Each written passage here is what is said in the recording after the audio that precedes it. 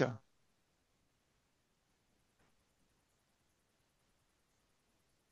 Bonjour à tous. Gérard, tu m'entends bien? Tout va bien? Tout va bien. Moi, Bon. j'arrive pas à couper mon micro, par contre. Ah, Mauvais exemple, mais j'ai plus le micro. J'ai la ah. caméra, j'ai plus le micro. Alors, attendez, je vais essayer de voir si je peux faire quelque chose pour Ouais. vous.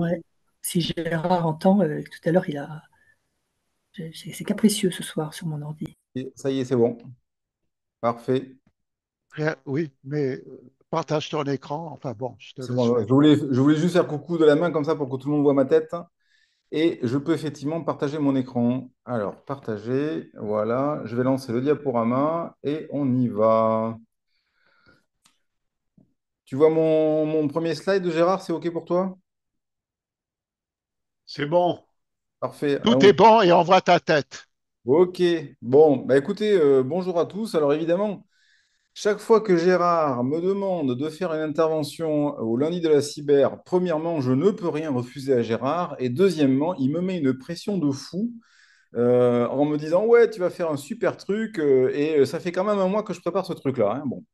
Alors, le sujet que je vous propose de traiter, c'est un sujet qui est à la fois rigolo, mais qui est quand même assez sensible et qui pose pas mal de questions. C'est le guide, je l'ai intitulé Le guide de survie du RSSI intergalactique dans un monde de dingue. Donc évidemment, on va balayer pas mal de choses. Le propos est assez léger, mais je vais quand même amener la réflexion, je vais quand même mener une réflexion de fond. On va bien délirer pendant un quart d'heure, 20 minutes, mais quand même, on va redevenir sérieux à la fin. Alors je précise que tout ce que je vais raconter comme ânerie est à prendre au deuxième, voire au troisième degré quand même, hein. Bon. Alors, on va aller très rapidement à la naissance du métier, la pression quotidienne et les bonnes recettes de Tonton Cédric pour pas terminer en chambre capitonnée et un peu de sérieux à la fin. Alors, le CHU de Nantes, 7e CHU de France, blablabla, bla, bla, bla, bla, vous lirez le slide, c'est pas important. Votre serviteur, alors je vous ai mis ma signature, je vous jure que c'est pas des blagues. Chaque fois que j'envoie un message, moi, c'est l'équivalent en production de CO2 d'un vol transatlantique Paris-New York. Je suis obligé de réduire ma signature dans mes mails. Alors, vous n'avez pas besoin de lire tout ça puisque je vous ai fait un petit résumé rapide sur le slide ici. Voilà. Bon, ça, en gros, c'est moi, j'ai collé ma tête sur la tête sur la tronche d'un général de l'armée soviétique. Plus on vieillit, plus on a de fonctions et je finis par avoir du mal à suivre. Alors, petite jingle pub, j'introduis un document, enfin un guide cyber résilience que j'ai écrit sur ce sujet, qui est en téléchargement libre sur le site de l'Abscis, donc avec les partenaires Willium, MIPI et Walix. Et j'ai évidemment demandé à deux guest stars d'écrire quelques pages dedans. Donc Philippe Loudneau, qui est parmi nous, et Marguerite Braque de la Perrière. Alors, donc, pour ceux qui ne les connaissent pas, je vous ai mis deux photos d'eux. Donc, Philippe Loudneau, j'ai pris une photo de lui assez jeune d'ailleurs, hein, au début de sa carrière, hein. Et puis Marguerite Braque de la Perrière, que vous connaissez tous certainement. Alors, Cédric, tu peux dire ce qu'est l'abscisse, puisqu'il y a le président qui est parmi nous connecté là. j'en parlerai un petit peu. Il y a le jingle pub de l'Abscis juste après. Vincent Tri, il va pas avoir tout d'un coup quand même. Il faut qu'il attende un petit peu quand même. Il y a des préliminaires, Gérard. Je vais y arriver, je vais y arriver. L'APSI, c'est l'Association pour la sécurité des systèmes d'information en santé, dont le président est Vincent Trelli, et j'ai un jingle pub juste après. Petit retour historique. Alors, il y a eu les grandes découvertes de l'humanité, donc dans l'ordre, la découverte du feu, Mario Kart en réseau et le site impôt.gouv.fr, ce qui est quand même vachement pratique pour déclarer et payer ses impôts. Alors, après ça, ben, il y a eu les méchants et les mauvais qui sont venus nous perturber notre existence bien tranquille. Je ne sais pas pourquoi on a toujours mis les hackers en capuche. Alors moi, ça me gonfle de voir des hackers en capuche comme ça. Donc j'en ai profité pour aller vous chercher un lien sur Amazon avec des capuches de toutes les couleurs si vous voulez changer. Voilà, vous avez le lien en bas. Et revenons-en à nos moutons. Quand les RSSI des années 90 disaient ça va péter les mecs, on va dans le mur, la seule réaction que l'on avait des gens à qui on disait ça, c'était en gros, bah, on s'en fout, quoi. Donc c'était au mieux la réaction qu'on avait. Heureusement pour nous tous, Zoro est arrivé et Zoro, ce sont les ransomware. Il faut quand même avouer que ça nous pourrit l'existence, mais s'ils n'avaient pas existé, s'ils n'avaient pas été inventés, on en serait toujours à l'étape d'avant. Alors, avant les ransomware, en gros, le RSSI, on le voyait comme ça, le gros boutonneux qui pérore dans son coin à parler de chiffrement homomorphique et de clés publiques, clés privées. Après les ransomware, on l'a vu plutôt comme ça. C'est-à-dire, en gros, Conan le barbare, voire même, dans certaines entreprises, comme ça. Au centre, là, c'est James Bond 007. Mais dans les faits, dans la réalité, ben, aujourd'hui, un RSSI, ça ressemble plutôt à ça, vous voyez. Et si je résume, si je fais un petit résumé de l'évolution darwinienne du RSSI que vous avez ici, vous reconnaîtrez quand même qu'on est passé de une bande de rigolos boutonneux à quelqu'un qui se plie en quatre à longueur de journée. Alors, on a eu un petit pic de reconnaissance, mais quand même, on a perdu quelque chose quand même dans l'histoire. Alors, pourquoi est-ce qu'on en est arrivé là? Ben, moi, ce que je vous propose, c'est d'introduire un premier concept, c'est le concept du TBB, c'est The Big Boss, le TBB. Alors, quand vous faites de la cyber et que vous allez voir votre DRH en lui disant, ben, vous savez, monsieur le DRH, pour faire de la cyber, il me faut des bras quand même, il me faut des bonhommes. Là, le big boss du RSSI, c'est le DRH. Et le DRH, il vous explique, ben, t'es gentil, mon petit gars, mais en fait, non, tu vas pas avoir de TP, tu vas te débrouiller avec tes moyens. Ouais, très bien, hein. Et puis, ben, juste après, le RSSI que vous êtes, eh ben, il va voir un deuxième TBB, un deuxième big boss, qui est le DAF. Et il lui dit, bah, tu sais, ça serait quand même pas mal que j'ai un peu d'argent pour faire de la cyber. Alors le DAF lui répond, bah, non, mais t'es gentil, mais moi, tout le monde me demande de l'argent et tu te démerdes avec ce que tu as. Ok, très bien, les gars. Puis après, vous allez voir, vous, RSSI, vous allez voir le troisième TBB, le troisième The Big Boss, qui est le DSI. Parce que ben, souvent, les RSSI sont en prescripteur, en maîtrise d'ouvrage, ils ne sont pas en réalisation. Je fais bien la distinction entre les experts cyber et les RSSI.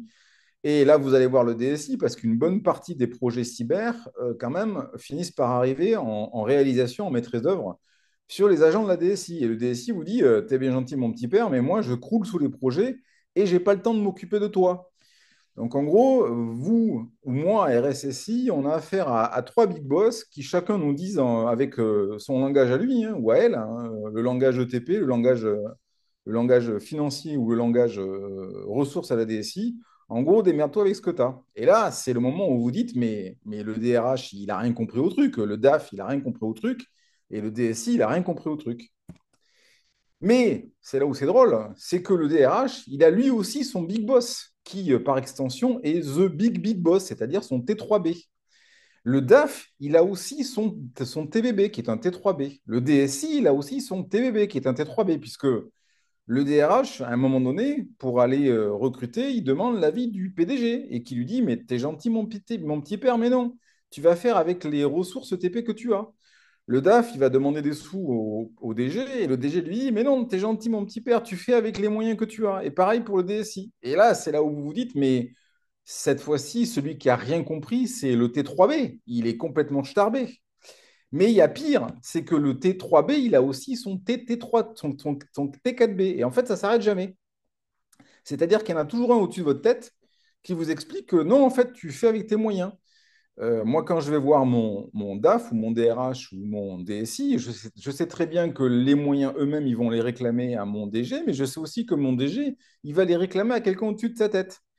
Et en fait, le seul truc qui est certain dans tout ce bas monde, c'est qu'on vit dans un monde de jobards. C'est-à-dire que si vous voulez vous en convaincre, juste pour rigoler 2 minutes, vous essayez de stopper un projet de déploiement d'un gros logiciel genre ERP en plein milieu en disant, les gars, on arrête tout, on a un problème de sécurité. Vous imaginez le truc qui est préparé depuis 2 ans et dont le déploiement est prévu à la fin de la semaine. Alors moi, j'ai fait ça une fois, hein.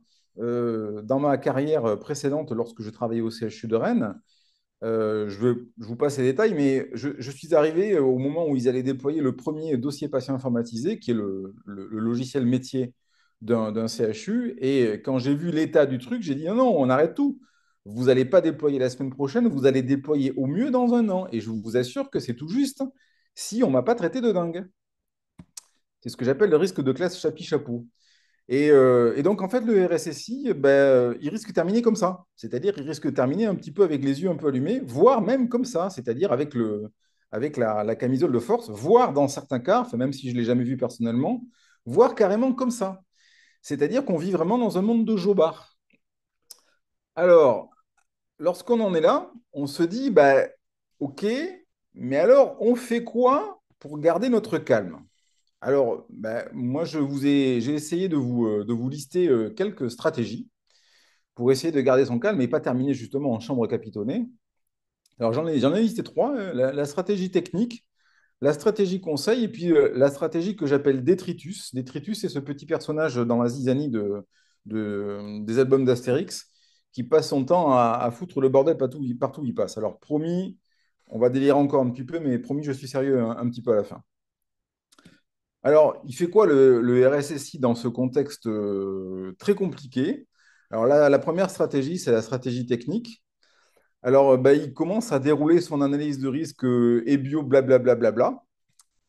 Donc, là, vous trouvez une armée de consultants qui vont vous expliquer ce que c'est une méthode EBIO, blablabla. Elle existe en plusieurs versions, hein. Là, il y a la méthode EBIO, blablabla, version 1, la version RM, la version 2. Puis après, quand il a terminé, ben, il déploie son EDR. Voilà, donc il y a plein de EDR sur le marché, hein. Ce n'est pas un problème d'en trouver un, hein.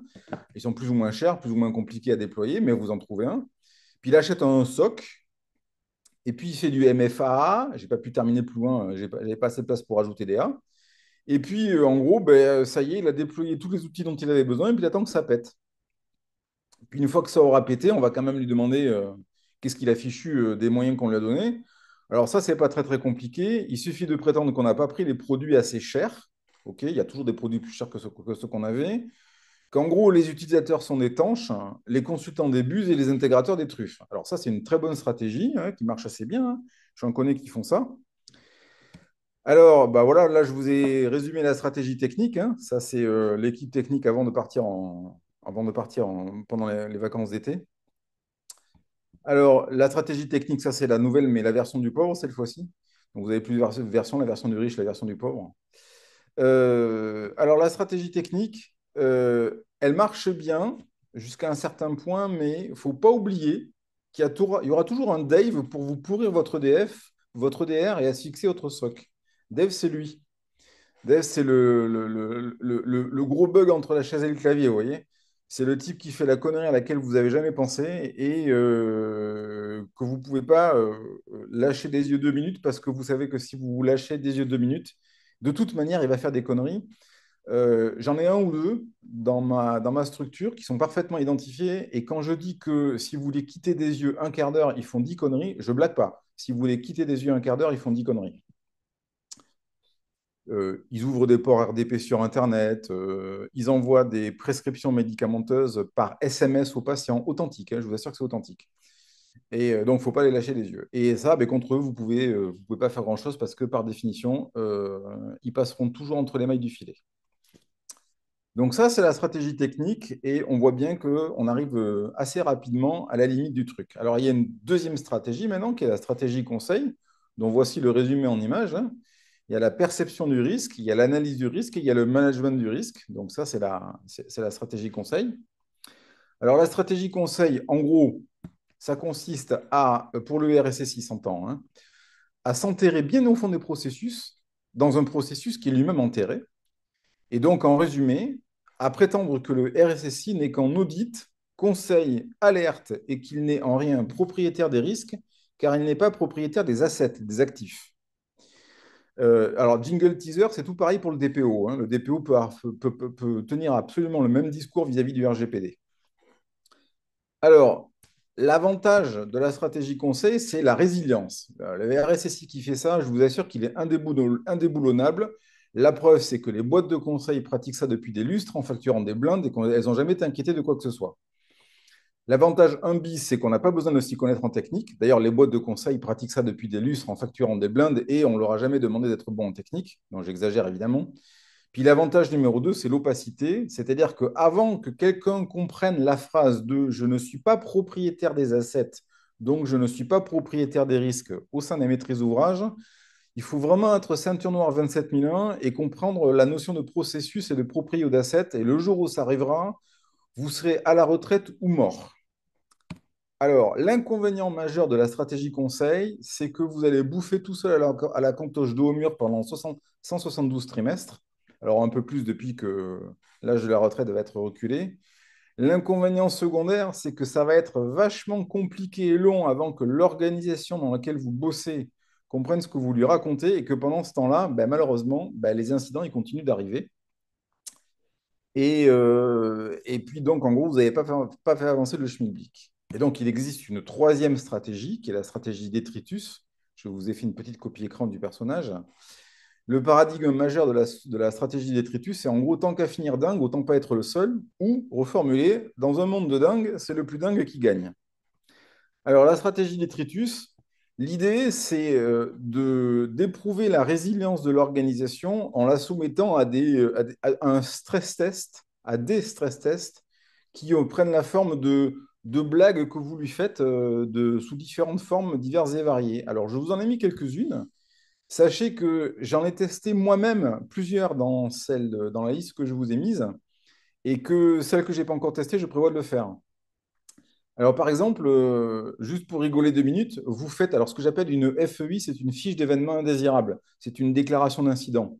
À peu près toutes les structures ont mis en place des systèmes de déclaration des événements indésirables au sein de l'organisation pour déclarer tout et n'importe quoi.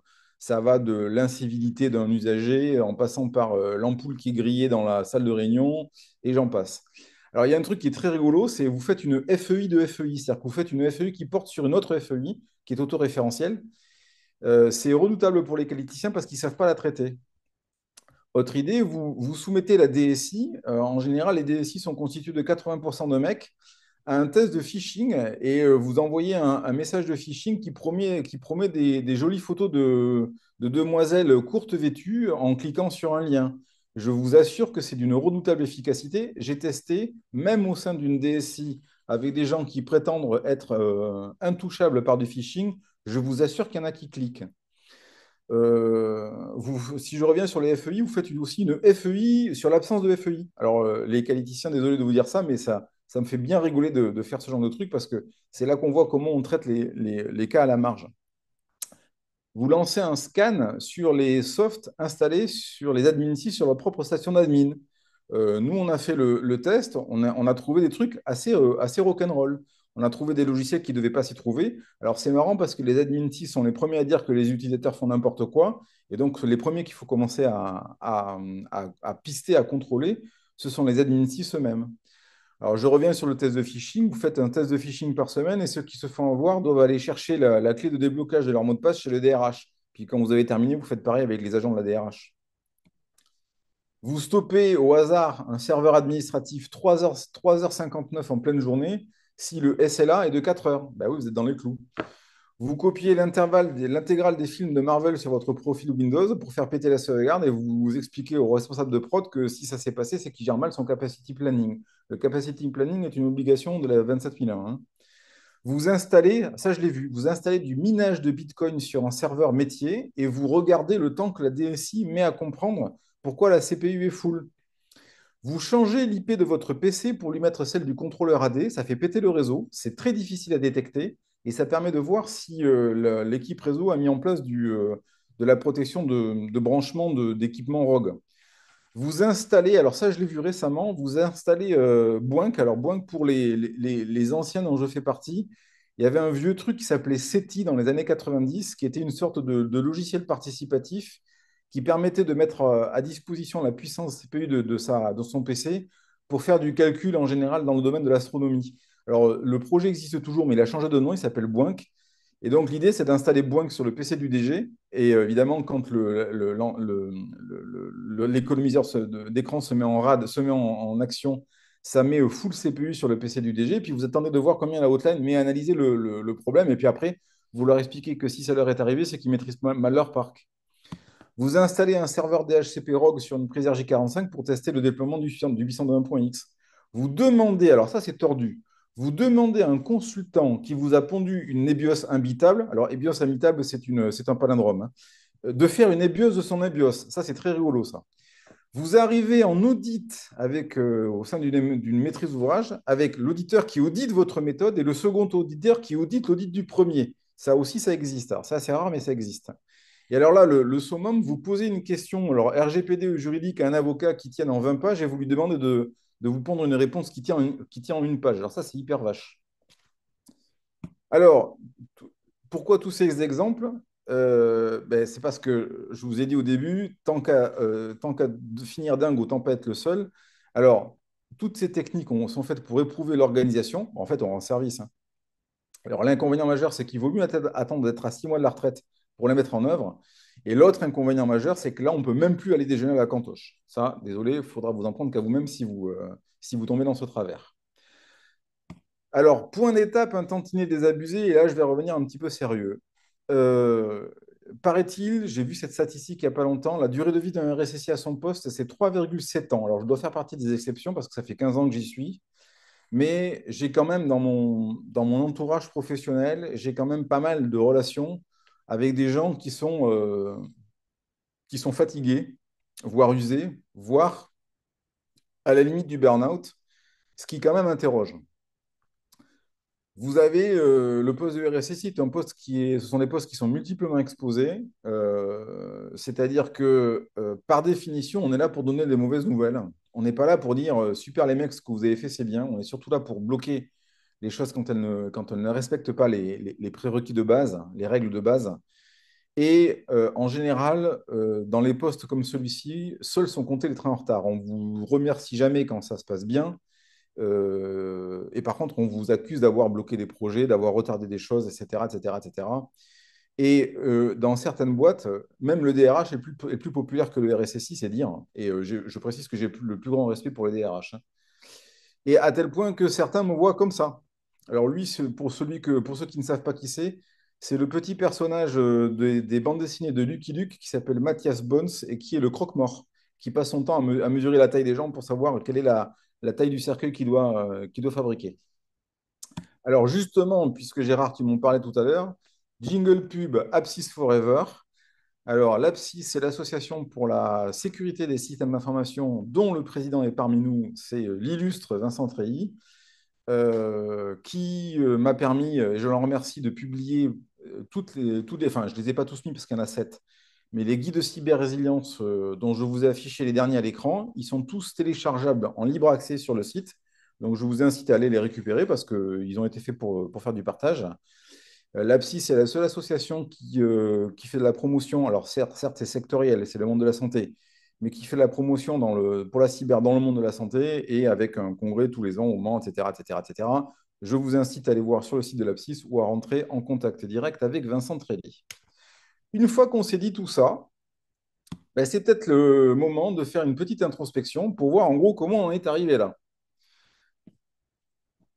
Comment on en est arrivé là? Et quand je dis on, je pourrais presque dire la même chose de toutes les fonctions support sur lesquelles j'ai tapé il y a 2 minutes, mais gentiment, parce que j'ai le plus grand respect pour eux, c'est-à-dire les DRH, les DAF, les DSI. Les DSI, quand on parle de quelqu'un qui n'est jugé qu'à l'aune des trains qui arrivent en retard, eh ben, les DSI vraiment font partie, enfin, ont cette épée de Damoclès sur la tête, les directions de la qualité, etc., etc., etc.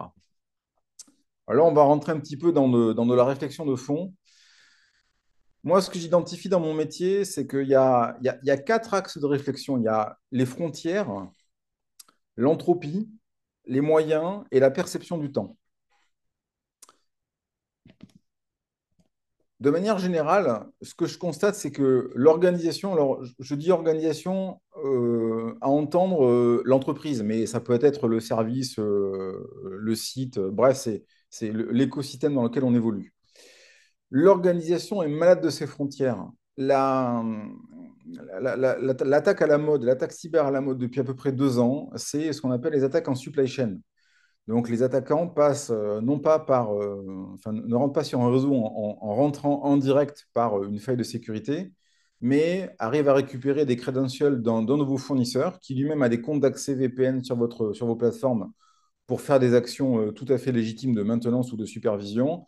Et c'est ce qu'on appelle attaque par la supply chain.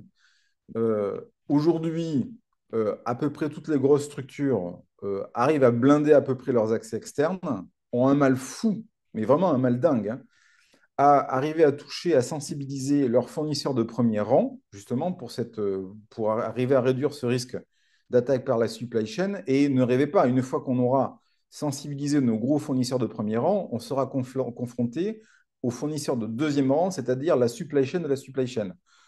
Ce que j'entends par l'organisation est malade de ses frontières, c'est-à-dire qu'on a un mal dingue en fait à reconstruire l'image qu'on a souvent vue dans les presses marketing d'opérateurs cyber, du château fort avec un point d'entrée unique, maîtrisé, etc., etc., etc.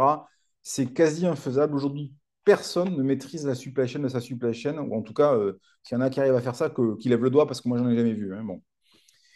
Il y a un deuxième axe de réflexion qui est l'entropie. C'est l'entropie, c'est-à-dire la mesure du désordre ou de la complexité. C'est ce que j'appelle le syndrome de l'absence de la voiture balai. On construit des systèmes d'information qui sont de plus en plus complexes et dont quasiment plus personne n'est capable de maîtriser la complexité. Dans les gros CHU aujourd'hui, si vous demandez qui maîtrise l'ensemble des flux d'interopérabilité, il y a quasiment personne qui ait une vision globale. Il y a pas, il y a très très peu de cartographie à jour, c'est très compliqué. Et d'ailleurs, c'est un des gros enjeux des certifications ISO, justement, c'est de remettre de l'ordre dans un système qui a accumulé les strates et le désordre pendant des années, voire des décennies, mais c'est très compliqué à faire.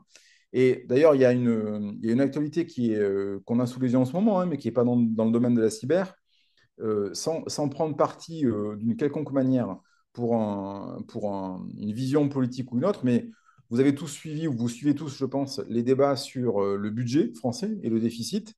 Et vous avez globalement deux discours. Il y en a un qui dit qu'il faut monter les impôts, l'autre qui dit qu'il faut baisser les dépenses. Mais à aucun moment donné, je n'ai entendu de responsables politiques qui vous disent il faut nettoyer les écuries d'OGA, c'est-à-dire qu'il faut nettoyer les dépenses qui n'ont absolument aucune efficacité.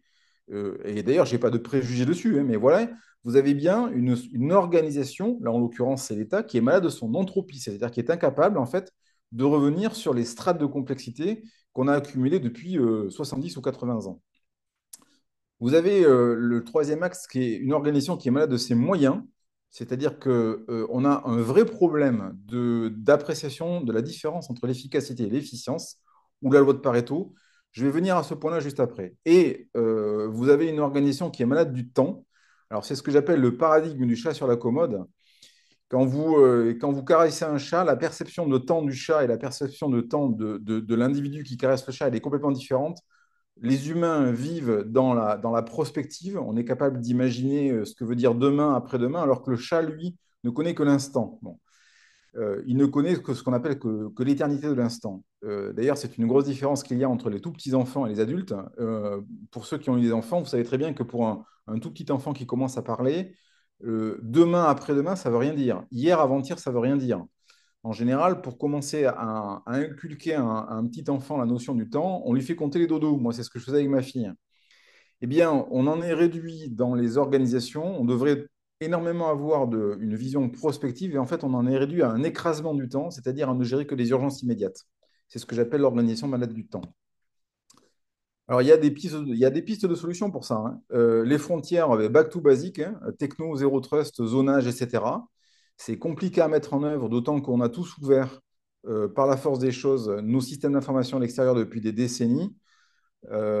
J'ai mis en place dans mon CHU du zéro trust pour les accès VPN, c'est-à-dire que j'ai dit maintenant c'est terminé, les accès VPN des fournisseurs ils sont plus ouverts par défaut, ils sont fermés par défaut et ils sont ouverts à la demande par le propriétaire de l'asset. Ça paraît trivial ce que je vais vous dire là. Vous n'imaginez pas la levée de bouclier que j'ai pu avoir de la part des gens qui allaient être impactés par ça. L'entropie, ce qui est assez fou, c'est de voir que toutes les normes existent pour traiter l'entropie. Alors, les toutes premières normes qui existent, c'est ce qu'on appelle la méthode Toyota.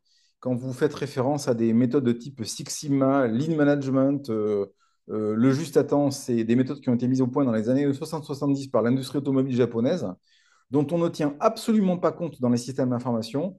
Mais en tout cas, ce qui est sûr, c'est que les normes et les études existent là-dessus. Et la réponse à l'entropie, ce n'est pas la technique, c'est de l'organisation. Et ce n'est pas la technique. Petite anecdote édifiante sur l'entropie, je me suis permis de faire une copie écran des formulaires de déclaration d'impôt. Et je suis quand même tombé sur un formulaire, celui qui est en bas de la page là, qui est la demande de remboursement de la taxe additionnelle de droit au bail. C'est-à-dire qu'il y a un droit au bail, il y a une taxe additionnelle sur le droit au bail, et on peut demander un remboursement d'une taxe additionnelle sur un droit au bail. Si ça, c'est pas l'expression d'une entropie maximale dans un système fiscal, ben, je ne sais pas ce que c'est que l'entropie alors, hein. Alors, j'aurais pu utiliser Chorus aussi, ceux qui ont utilisé Chorus et qui ont encore toute leur tête savent de quoi je parle. Moi, j'ai dû me frotter à Chorus à une ou deux reprises. Je refuse catégoriquement de réutiliser ce système. C'est totalement inutilisable. Alors, les moyens, ça, c'est la plus grande arnaque des sociétés modernes de vous dire qu'on n'a pas de moyens. Je vais juste vous donner un chiffre dans un autre domaine que le mien parce qu'on évitera. Je ne pourrais pas être taxé de raconter des âneries sur le secteur santé. Sachez que le système éducatif français, les moyens qu'il consacre à l'éducation, c'est facile à mesurer. On prend le budget total de l'éducation nationale, on divise par le nombre d'élèves, hein. C'est une première métrique, hein. Le budget de l'éducation nationale ramené par élève en France, il est supérieur à la moyenne de l'OCDE. Ça, c'est un fait vérifiable. Et au dernier test PISA, les élèves français se sont fait littéralement déglinguer, puisqu'on est avant-dernier des pays de l'OCDE. Et dans des secteurs qui étaient traditionnellement des secteurs de pointe, comme les mathématiques, on est les bons derniers de la classe. Donc ça démontre bien que le problème, ce n'est pas les moyens, le problème, c'est l'organisation et ce que l'on en fait. Et c'est comme ça dans énormément de secteurs. Petite anecdote, si vous voulez savoir ce que j'entends par les moyens, c'est la plus grosse arnaque des sociétés modernes, voici un exemple sur le petit dessin. Je me suis permis aussi de faire ça à propos de moyens. Alors ça, j'ai fait une photo. C'est à moi, ça. C'est une règle à calcul pour les anciens qui savent ce que c'est. C'est pas n'importe quelle règle à calcul, c'est la règle à calcul que m'a légué mon grand-père, figurez-vous. Mon grand-père qui a travaillé dans l'aéronautique toute sa vie, il m'a légué, bien après son départ à la retraite, il m'a légué cette règle à calcul que j'ai toujours dans mon tiroir. Elle est en parfait état de fonctionnement. Elle est quasi neuve, puisqu'elle est toujours restée dans sa boîte depuis qu'il me l'a donnée. Et lorsqu'il me l'a donné, il m'a dit, tu sais, la quasi-totalité des avions qui volent aujourd'hui dans le monde ont été construits avec ce truc-là. Et lui, il a même participé à la construction de plusieurs avions, dont certains sont encore en vol aujourd'hui. Et ces avions ont été construits avec ce truc-là. Et les avions de ligne, hein, pour lesquels mon grand-père a participé à la construction, ont un taux de panne qui est largement plus faible que les Boeing 737 MAX de nos jours. C'est pas un C'est problème de une panne. graphoplex, oui. J'avais la même. J'en ai deux, mais je vous ai photographié que la plus récente. Puis alors, le dernier aspect qui est le temps. Alors ça, j'adore. Quand on me sort un truc du genre, Cédric, c'est urgent. Alors, petit détail, je travaille dans un hôpital, dans un CHU. La seule urgence dans un CHU, c'est quand quelqu'un va mourir. Le reste, c'est pas de l'urgence, ce sont des gens pressés ou des gens qui s'y sont pris trop tard pour faire leur boulot. Alors ça, c'est mon analyse chez moi. Évidemment, en fonction des secteurs, c'est pas la même. L'urgence dans une salle des marchés, dans une banque, elle n'est pas la même que l'urgence dans une agence d'un opérateur télécom. D'accord? Mais qu'est-ce qui est urgent et qu'est-ce qui ne l'est pas? Quelle est la véritable urgence chez moi et chez vous? Je me suis permis de faire une petite copie écran d'un de mes dessinateurs fétiches qui est Vooch. Alors là, c'est une distorsion. Vooch joue beaucoup sur la distorsion du temps. Donc, on voit un canoë qui est en train de tomber d'une falaise, enfin, pas d'une falaise, d'un torrent. Et le petit texte en bas, il est très rigolo, puisqu'il y a un titre dans le canot qui dit: c'est finalement la proposition A, ramons de toutes nos forces à contre-courant avant qu'il ne soit trop tard, qui l'emporte par 4 voix contre 2 et une abstention. Alors, ça, c'est l'inverse, évidemment. Ils ont totalement inversé le problème du temps, mais ça montre que le problème du temps, selon que le sens dans lequel vous le prenez, vous pouvez arriver à des aberrations totalement folles. Il y a plusieurs éléments inquiétants dans ce que je vois aujourd'hui. C'est que premièrement, on a une accélération des ruptures de paradigme cyber. Le cloud est arrivé il y a 10-15 ans, a fondamentalement changé la pratique de la cyber. Les ransomware sont arrivés entre 2015 et 2019, ça dépend des secteurs. Là, vous avez l'IA qui est en train d'arriver. D'ailleurs, Gérard a annoncé la conférence du mois prochain sur l'IA. Et vous avez une explosion du poids réglementaire. Et aujourd'hui, les acteurs que je vois sur le terrain, aussi bien les maîtrises d'ouvrage que les DSI, que les RSSI, ont énormément de mal à faire face à cette explosion, en fait, enfin, à ce déferlement de paradigme cyber. Ce que je vois aussi dans les éléments inquiétants, c'est qu'il n'y a, il y a pas, il y a pas d'évaluation prospective de l'impact financier et RH de ces ruptures de paradigme. C'est-à-dire que, je veux dire, là, on a tous à peu près en tête ce que la menace ransomware consomme comme ressources dans nos DSI, dans nos divisions cyber, etc. Bon, on l'a parce que ça fait quand même des années qu'on lutte contre ça. On sait les dispositifs qu'il faut mettre en place contre les ransomware. On est capable de faire une évaluation financière à peu près fine entre le run et le build, entre les bonhommes et les équipements. Bref, on a des visions à peu près claires là-dessus. Mais qui a fait en fait aujourd'hui, qui a mené une étude sur l'impact financier RH côté cyber? Attention, hein, je ne parle même pas des côtés métiers, hein, mais côté cyber, de l'impact de l'arrivée de l'IA. Ben, moi, je n'en ai jamais vu. Et en tout cas, moi-même, je ne l'ai pas fait parce que tout simplement, je suis sous l'eau.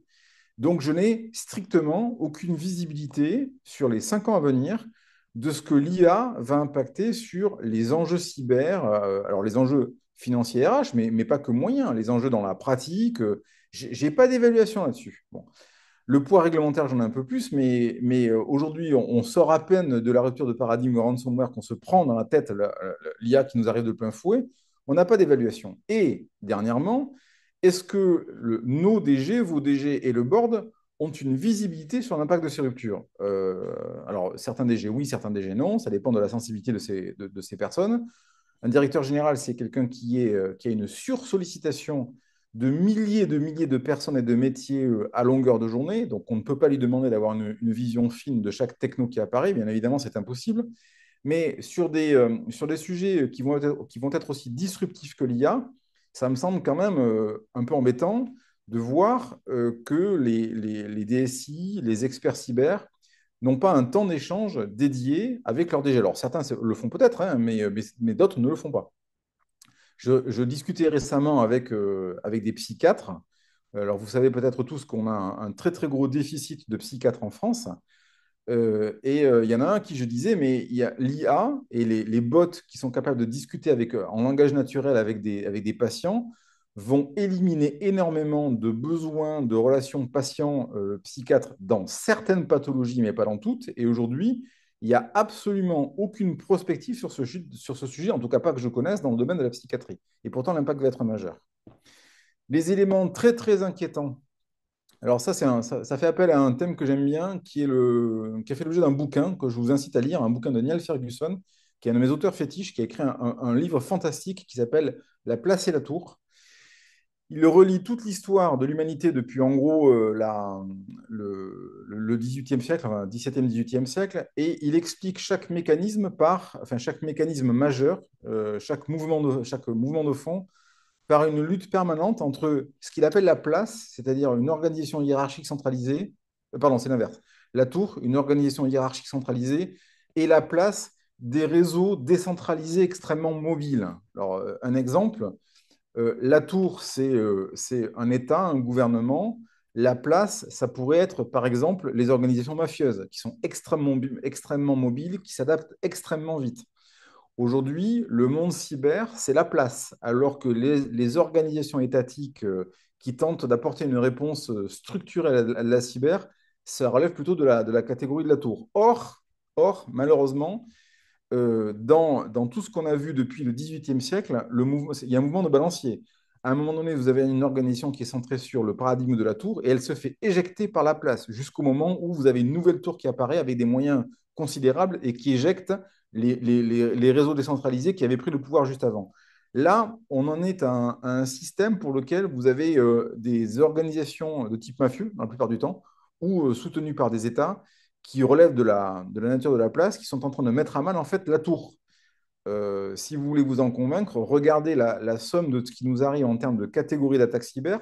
C'est absolument impressionnant l'extrême agilité des black hats, c'est-à-dire des méchants, dans leur adaptabilité aux nouvelles techniques d'arnaque. On a tous fait l'expérience. Vous demandez une fonction à votre éditeur de logiciel métier, il vous sort une roadmap, il vous explique que vous aurez le truc au minimum dans 2 ans. Les black hats côté cyber, ils ont une agilité qui fait que dans les 15 jours, ils s'adaptent à ce nouvel enjeu. Alors, sans parler évidemment de tout ça, c'est dans la catégorie de la rupture de paradigme, de l'explosion réglementaire bon, qu'on connaît tous. Bon, je ne vais pas vous faire le sketch, hein. On n'a jamais eu autant de réglementation sur la cyber qu'aujourd'hui. Je ne dis pas que ce n'était pas nécessaire, hein. Je dis qu'on a quand même un peu du mal à suivre, hein. Là, les 2 derniers qui nous sont arrivés dans la figure, c'est RGPD NIS 1, NIS 2. On n'a pas encore une visibilité précise de Nice 2, mais ce qui est sûr, c'est que ça va piquer un peu quand même, hein. Bon. Deuxième jingle pub, je fais la pub pour un magazine dans lequel j'écris régulièrement, qui est DSIH, qui est le seul magazine des systèmes d'information hospitaliers dans lequel je délire toutes les semaines. Donc, si vous aimez mon style et mes délires, allez-y, toutes les semaines, je raconte pas mal de choses. Et c'est le troisième temps de mon intervention. C'est aussi le moment aussi où on pourrait faire notre petite autocritique. Alors, l'autocritique que je fais sur les RSSI, c'est que d'abord, on a, dans certains cas, pas dans tous bien entendu, on a un dysfonctionnement dans le processus de sélection. Beaucoup de RSSI que je connais sont issus du sérail technique et sont issus d'un monde dans lequel ils sont habitués à faire eux-mêmes et ils passent à une fonction dans laquelle ils sont essentiellement en conseil prescription et ils ne peuvent plus faire eux-mêmes. Et ils ont, pour certains, énormément de mal à faire leur deuil de leur capacité à influer directement sur les systèmes techniques. Et ça, il y a un vrai sujet de recrutement derrière ce truc-là. Alors, c'est pas parce qu'on est admin 6 qu'on ne peut pas devenir un bon RSSI, mais c'est juste un changement de métier très important. Et dans beaucoup de cas, ben, vous avez des RSSI qui le vivent très très mal et d'ailleurs qui finissent par quitter la profession. C'est peut-être une explication d'ailleurs de la durée de vie des 3,7 ans que j'évoquais tout à l'heure. Vous avez un gros problème aussi, alors que j'analyse moi comme étant enfin, à l'aune de la pyramide de Maslow. Vous savez, la pyramide de Maslow, c'est la pyramide des besoins. On commence tous par satisfaire nos besoins physiologiques, puis nos besoins de sécurité, puis nos besoins d'appartenance, puis nos besoins d'estime, puis nos besoins de réalisation. Euh, Recruter des gens à ces postes-là pour lesquels on ne sera jamais remercié par personne et où on ne comptera que les trains qui arrivent en retard, et recruter des gens dont qui, dans la pyramide de Maslow, sont essentiellement en appartenance ou en estime, c'est une erreur de recrutement parce qu'ils vont être malheureux. Il faut recruter des gens pour lesquels le découpage sur ces 5 niveaux est plutôt du côté de la réalisation parce qu'au moins, bah, ils n'auront pas d'estime et c'est pas grave, quoi. Ils se sentiront investis par une mission. Donc, on a un vrai sujet sur les profils que l'on recrute. Vous avez un thème qui m'est cher aussi, c'est le thème du concept de résilience. La résilience des organisations, avec une belle faute d'orthographe, hein. Le concept de résilience, vous pouvez l'analyser selon 3 axes. Vous pouvez dire que la résilience, c'est la résilience des organisations, c'est-à-dire la capacité de réaction à une crise majeure. Par exemple, les hôpitaux en France, que je sache, ne sont pas morts d'avoir dû survivre à une crise majeure qui était le Covid. Aucun hôpital n'a fermé la boutique, les gens sont toujours là et les gens font toujours leur boulot. Alors, certes, il y a eu de la fatigue, mais on est toujours là et on est toujours sur nos 2 jambes. Donc, vous pouvez dire que face à une crise majeure de type Covid, le système hospitalier et clinique, bien sûr, je mets le système privé dedans, le système hospitalier, enfin le système de santé français a été résilient. Donc ça, c'est une première définition de la résilience. Vous avez une deuxième définition de la résilience qui se rapproche de la première, c'est celui qui a survécu. Typiquement, l'épidémie de peste, la société européenne a survécu à une épidémie de peste du XIVe siècle. Alors, il y a eu du dégât, hein. Dans certains endroits, on a perdu la moitié de la population, mais on était toujours là. Par contre, à contrario, vous avez les Mayas qui n'ont pas été résilients parce qu'ils ont totalement disparu. Alors, il y a toujours des débats auprès des historiens pour expliquer la disparition des Mayas, qui est certainement multifactorielle, mais voilà typiquement une société qui n'a pas été résiliente. Qui a pas été résiliente. Moi, j'ai une troisième définition de la résilience, alors qui est issue de mon expérience en aéro.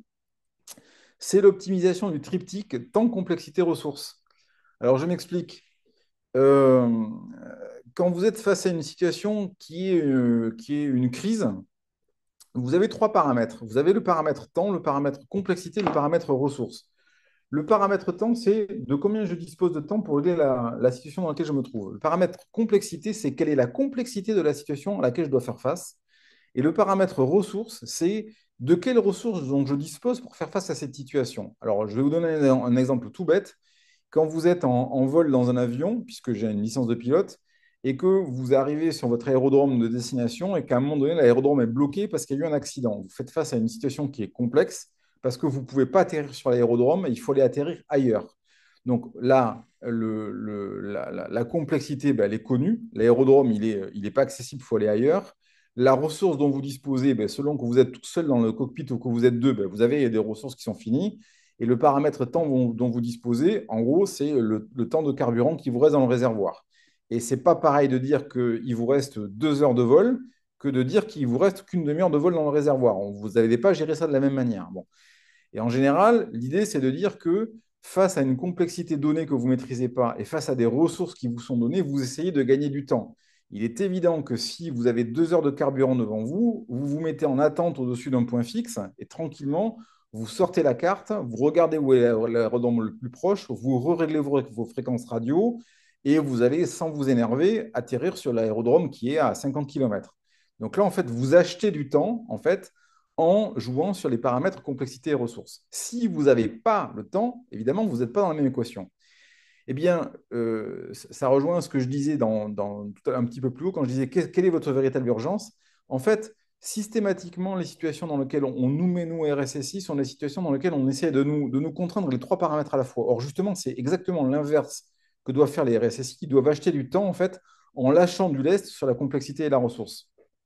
Alors évidemment, c'est plus facile à dire qu'à faire, mais je pense que avoir une vision de en temps normal, je dois gérer un triptyque temps, complexité, ressources, et dans une situation de crise, je dois aussi gérer un triptyque temps, complexité, ressources, on ne va pas le vivre de la même manière en fait. Et après, c'est une façon de voir les choses, évidemment, hein, c'est la mienne, hein, on peut en avoir une autre. Et puis, il faut aussi que les RSSI fassent leur autocritique.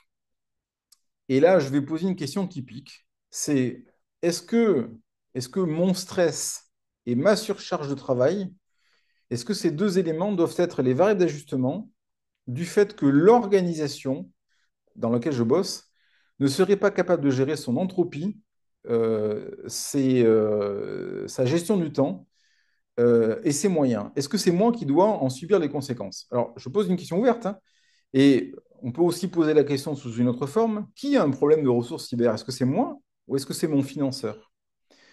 Ce qui est sûr, c'est qu'une bonne partie des gens que je vois partir en burn-out, partir en fatigue extrême, sont des gens qui, à un moment donné, pas tous bien sûr, vous allez me trouver des exceptions, mais sont des gens qui, à un moment donné, ont pris sur eux, justement, de jouer la variable d'ajustement de l'organisation dans laquelle ils évoluent. Et ce n'est pas forcément la bonne solution. C'est peut-être d'ailleurs pour ça qu'on voit autant de gens partir en burn-out. Et la solution, c'est peut-être, alors je le dis avec un point d'interrogation, RSSI, c'est un petit peu marcher en équilibre sur la ligne de crête qui chemine entre la vallée du je m'en foutisme et le gouffre de la surimplication. C'est quelque part être entre les deux. Il faut s'en fichre un peu. Et ça, évidemment, il ne faut pas tomber dans je m'en fous. Mais il faut non pas non plus être surimpliqué. Et juste une petite phrase. Nietzsche disait que celui qui n'a pas 8 heures de liberté par jour est un esclave. Moi, je pense qu'à un moment donné, il faudrait que tonton Cédric qui vous dit que chaque RSSI devrait se poser la question de savoir, dans sa journée, combien de temps il est capable de poser les crayons pour avoir une réflexion de fond en dehors des appels téléphoniques qui déboulent à longueur de journée, des mails qui déboulent constamment au fil de l'eau. Je pense qu'il faudrait qu'on se réserve un temps de réflexion parce que c'est pas un temps perdu que de réfléchir à sa propre pratique.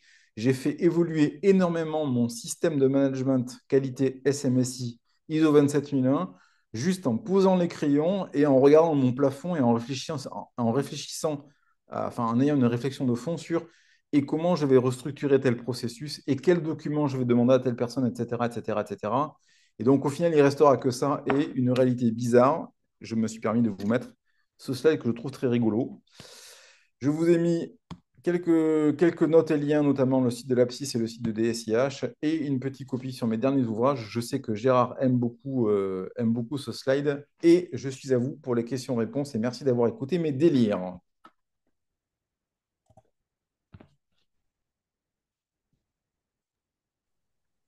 Voilà, super Cédric, tu as même en fait un quart d'heure d'avance. Euh, les questions, donc on peut passer la parole à Laure Duhem, qui est coordinatrice sectorielle à l'ANSSI de la santé. Et puis ça te donne l'occasion de lire le chat, mais il n'y a pas énormément de questions sur le chat. Ça va donner plus de temps aux questions en direct. D'accord? Donc, Cédric, tu restes, hein, bien évidemment, puisque après la présentation de lors du ESM de l'ANSSI, il y a la session questions-réponses. Euh, donc, Laure, vous êtes là? Oui, bonjour à tous. Bonjour Bonjour Gérard. Laure. Cédric, tu enlèves ton partage d'écran Oui, pour permettre à Laure de partager le sien. c'est fait. Super, merci. Hop. Voilà, c'est bon. Laure, Ça on te marche. voit en gros sur l'écran. Ouais, super. Je vais juste partager. Alors, j'ai un petit bug pour le partage, mais ça va arriver. Attendez. Hop. Tac. Je sais pas pourquoi il détecte pas ma fenêtre avec le. Écoutez, je vais faire tout l'écran. Hop. Ah, attendez. Ah, voilà. Ça devrait Ouais, c'est le carré être vert avec une flèche vers le bon haut. maintenant. Ouais. C'est juste qu'il ne me détectait pas la fenêtre du PDF. Ça a donné quelque chose. Voilà, normalement, vous devriez avoir le partage.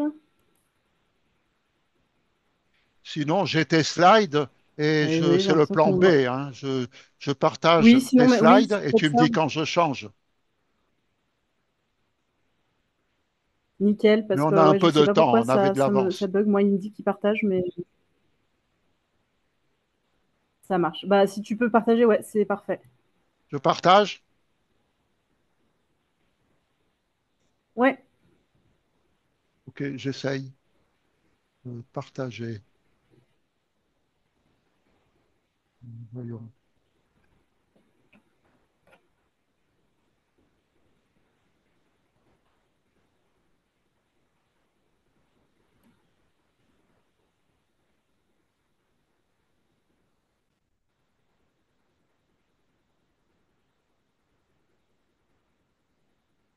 Attends, j'arrive, hein.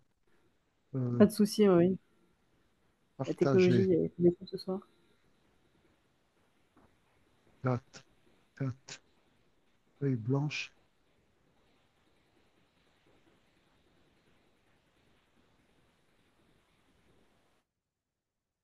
Non, ça, c'est pas ça, pardon. Mais on va y arriver. Je peux retenter après si besoin. Voilà. Vous voyez, Ça réfléchit encore. normalement, je Ah, moi, partage. je l'ai pas, Enfin, mais je si vous voulez. partage les slides. Voyons, je vais aller Si les autres participants le voient. Open Zoom Workplace. Non, c'est pas ça. En tout cas, j'ai rien du tout. On voit rien, Gérard, hein. Vous voyez Ah, pas? Non. Ah non. Lancer la réunion. Non, c'est pas ça. Euh, Zut, attendez. Présentation. je retente, Gérard, et je Zoom vous dis. réunion. Et si je fais partager, je fais partager.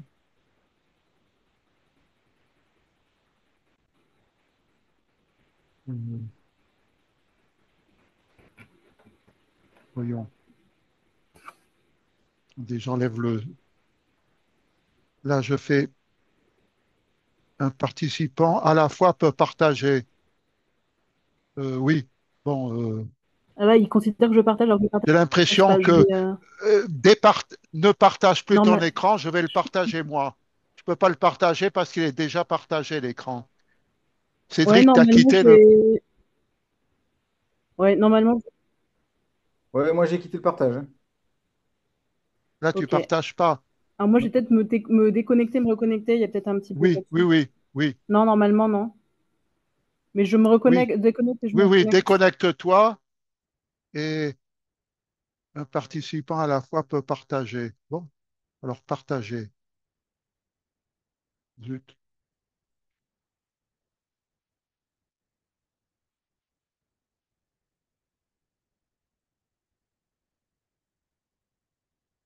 Hmm, Voyons. Partager. Un participant peut partager. Plusieurs parties. Et si je fais partager.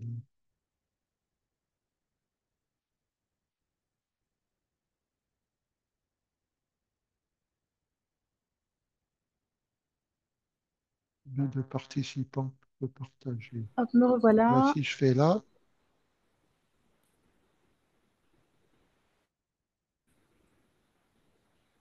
Vous avez pu partager ou option ça bloque partage. encore? Attendez, moi aussi. Ah non, moi, si je sors, je voudrais pas interrompre. Je peux pas sortir, moi, parce que j'interromps Hmm. l'enregistrement sinon. Pourtant, je fais partager, mais Alt S, d'accord. Bon, c'est affiché galerie. Si je désactive le son, ça va faire partager. Plus, si je fais plus, salle de répartition, c'est pas ça. Comment faire pour Je peux que je retenter ne à la limite. partage plus?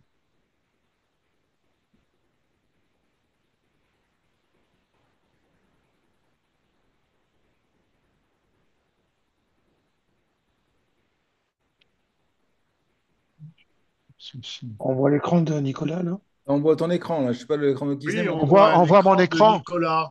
Ah bah top. Ah, c'est le mien qu'on voyait? Non, Ouais. Ah ben Non, voilà, c'est alors Non. ça va marcher si c'est le mien. Euh, voyons, ici,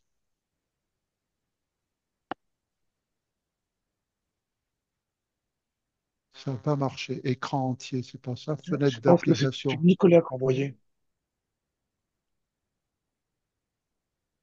Oui. Si je fais écran et là, non, c'est pas ça. ton partage a commencé, semble-t-il, Gérard. Le mien? Je sais pas, mais j'ai vu passer Gérard commence à partager son écran. Ah bon? Oui, Oui, Ah oui, bah oui, oui. c'est bon. Ah, Vous vous êtes êtes en train à de l'écran, partager Gérard. votre écran. Oui. oui. Ouais. Là, Alors, on mais par voit contre, l'écran avec Zoom. si je fais arrêter le, bon, alors, donc, l'écran, vous voyez quelque chose à part la tête Là, de on voit l'or? là, on Là? voit la page web. Là, on voit ma présentation. Ouais, Voilà parfait. Annecy, Ah là. bah et c'est moi. Nickel. Ah bah super. Voyez Super, merci ce que beaucoup. je dis à mes On y est élèves. arrivé. Dans la cybersécurité, on ne s'affole jamais. On essaie de trouver la Effectivement. solution. Si on Et c'est commence à s'affoler, on va de mal en pire. Bon, enfin, allez-y. On voit. Donc, Merci beaucoup. Laure, Hélène, vous me dites quand je change de slide. Voilà. Voilà. Donc, bonjour à tous. Donc, je suis Laure Hélène Duhem. Je suis coordinatrice sectorielle à l'ANSSI, au Bureau Santé et Affaires sociales, dans la coordination, dans la division de la coordination sectorielle. Donc, je vous parlerai un petit peu plus de l'organisation et où est-ce que mon bureau se situe exactement à l'ANSSI. Donc, d'abord, on va passer en slide 3. Celle où on va faire une présentation d'abord un peu générale de l'ANSSI. Donc, Gérard, si vous pouvez passer, parfait. Et la slide juste après, parfait. Donc, juste avant, Encore? la slide juste avant, celle-là numéro Ah, 3, pardon. s'il vous plaît. Pas de Là? souci. Nickel. Alors, des indications sur ce qu'est l'ANSSI. En fait, l'ANSSI, on est l'Agence nationale de la sécurité des systèmes d'information. Et ça a été créé en 2009. On est considéré comme l'autorité nationale en termes de cybersécurité et de cyberdéfense. Et on est rattaché directement au service du Premier ministre. Et donc, ce rattachement se fait via le secrétariat général de la défense et de la sécurité nationale, donc le SGDSN. La mission de l'ANSSI est exclusivement défensive. L'ANSSI est une agence technique. Donc effectivement, on va avoir d'autres entités en France qui vont gérer la cybersécurité et la cyberdéfense, mais d'un point de vue beaucoup plus offensif. Donc ça, on retrouvera ça effectivement, ces missions dans des services tels que ceux du ministère des Armées, via comme Cyber par exemple. Le rôle principal de l'ANSSI est de protéger la nation face aux cyberattaques. Donc, je détaillerai les missions dans la slide suivante. Et en fait, notre périmètre privilégié, ça va être ce qu'on appelle les OIV, donc les opérateurs d'importance vitaux. C'est des opérateurs d'importance vitale, c'est des opérateurs en fait qui sont régulés par la loi de programmation militaire, donc la LPM, et les OSE, les opérateurs de services essentiels, qui sont désignés comme tels par la directive Nice, directive européenne dont Cédric vous a un petit peu parlé tout à l'heure aussi. et en général les administrations publiques. Rien ne nous empêche après d'étendre nos services vers d'autres entités si besoin et si ça impacte la sécurité de la nation, mais j'entrerai un peu dans les détails plus tard. On peut passer à la slide suivante, du coup, Gérard, s'il vous plaît. Voilà, donc les principales missions de l'ANSSI. Donc tout d'abord, une mission de défense, comme je disais. On va défendre les systèmes d'information critiques de la nation, mais aussi les victimes de cyberattaques d'ampleur.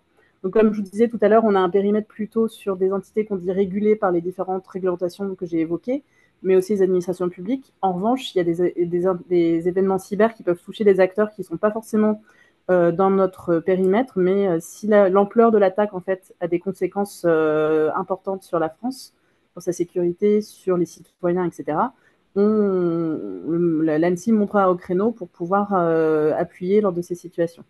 Connaître, c'est également une mission de l'ANSSI, avec notamment la connaissance fine de la menace. Donc c'est par exemple nos publications relatives aux vulnérabilités, relatives aux états de la menace, et ça nous permet d'être toujours plus vigilants dans l'espace cyber pour pouvoir détecter les menaces.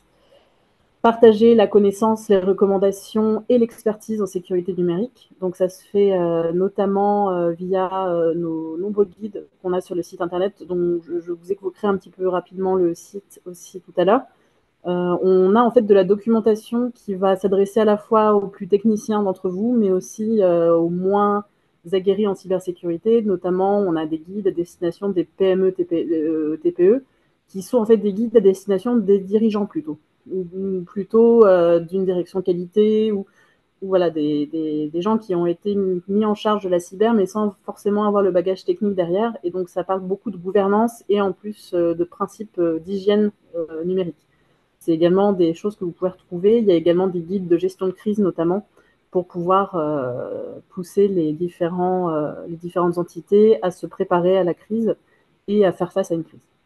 Enfin, on a l'accompagnement de l'écosystème national et international. Donc, quand on parlait d'accompagnement de l'écosystème, effectivement, ça sera principalement le périmètre dont je vous ai parlé. On accompagne les grands projets aussi. Je vous déclinerai ces missions côté santé, côté bureau santé et affaires sociales.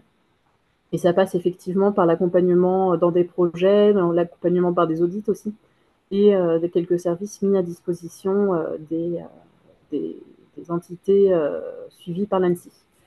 On peut passer à la slide suivante, du coup, sur quelques chiffres sur l'année 2023. Donc, on est 634 agents à l'ANSSI, dont 154 qui ont été recrutés au cours de l'année 2023. On est sur 4 sites, donc l'Hôtel National des Invalides, la Tour Mercure où il y a mes bureaux, et le campus cyber à Paris. Donc ça, c'est les 3 sites parisiens. Le campus cyber, en fait, c'est un espace partagé entre des équipes de l'ANSSI et tout l'écosystème industriel cyber. Et c'est notamment là où on fait souvent quelques événements selon les différents sujets. Il y a un site qui vient d'ouvrir le petit dernier, c'est le site Artefact à Rennes. Ça nous permet d'avoir des équipes opérationnelles à Rennes. Ça a notamment permis de pouvoir intervenir assez facilement sur certains événements qu'on a eus côté santé et côté Bretagne. Mais aussi, ça permet d'être en proximité avec l'écosystème cyber breton, donc tout ce qui est comme cyber, etc. Et d'avoir aussi l'écosystème des écoles et pareil, un tissu industriel, tout comme on peut retrouver à la Défense. On a relevé 3703 événements de sécurité en 2023. Donc, quand on parle d'événements de sécurité, c'est des événements qui sont portés à notre connaissance et qui ont donné lieu à un traitement opérationnel. Parmi ces événements-là, il y a 1112 incidents. Donc, c'est des événements de sécurité, mais pour lesquels on confirme qu'il y a eu un acteur malveillant et qui a conduit à des actions qui ont eu un certain succès sur le SI de la victime.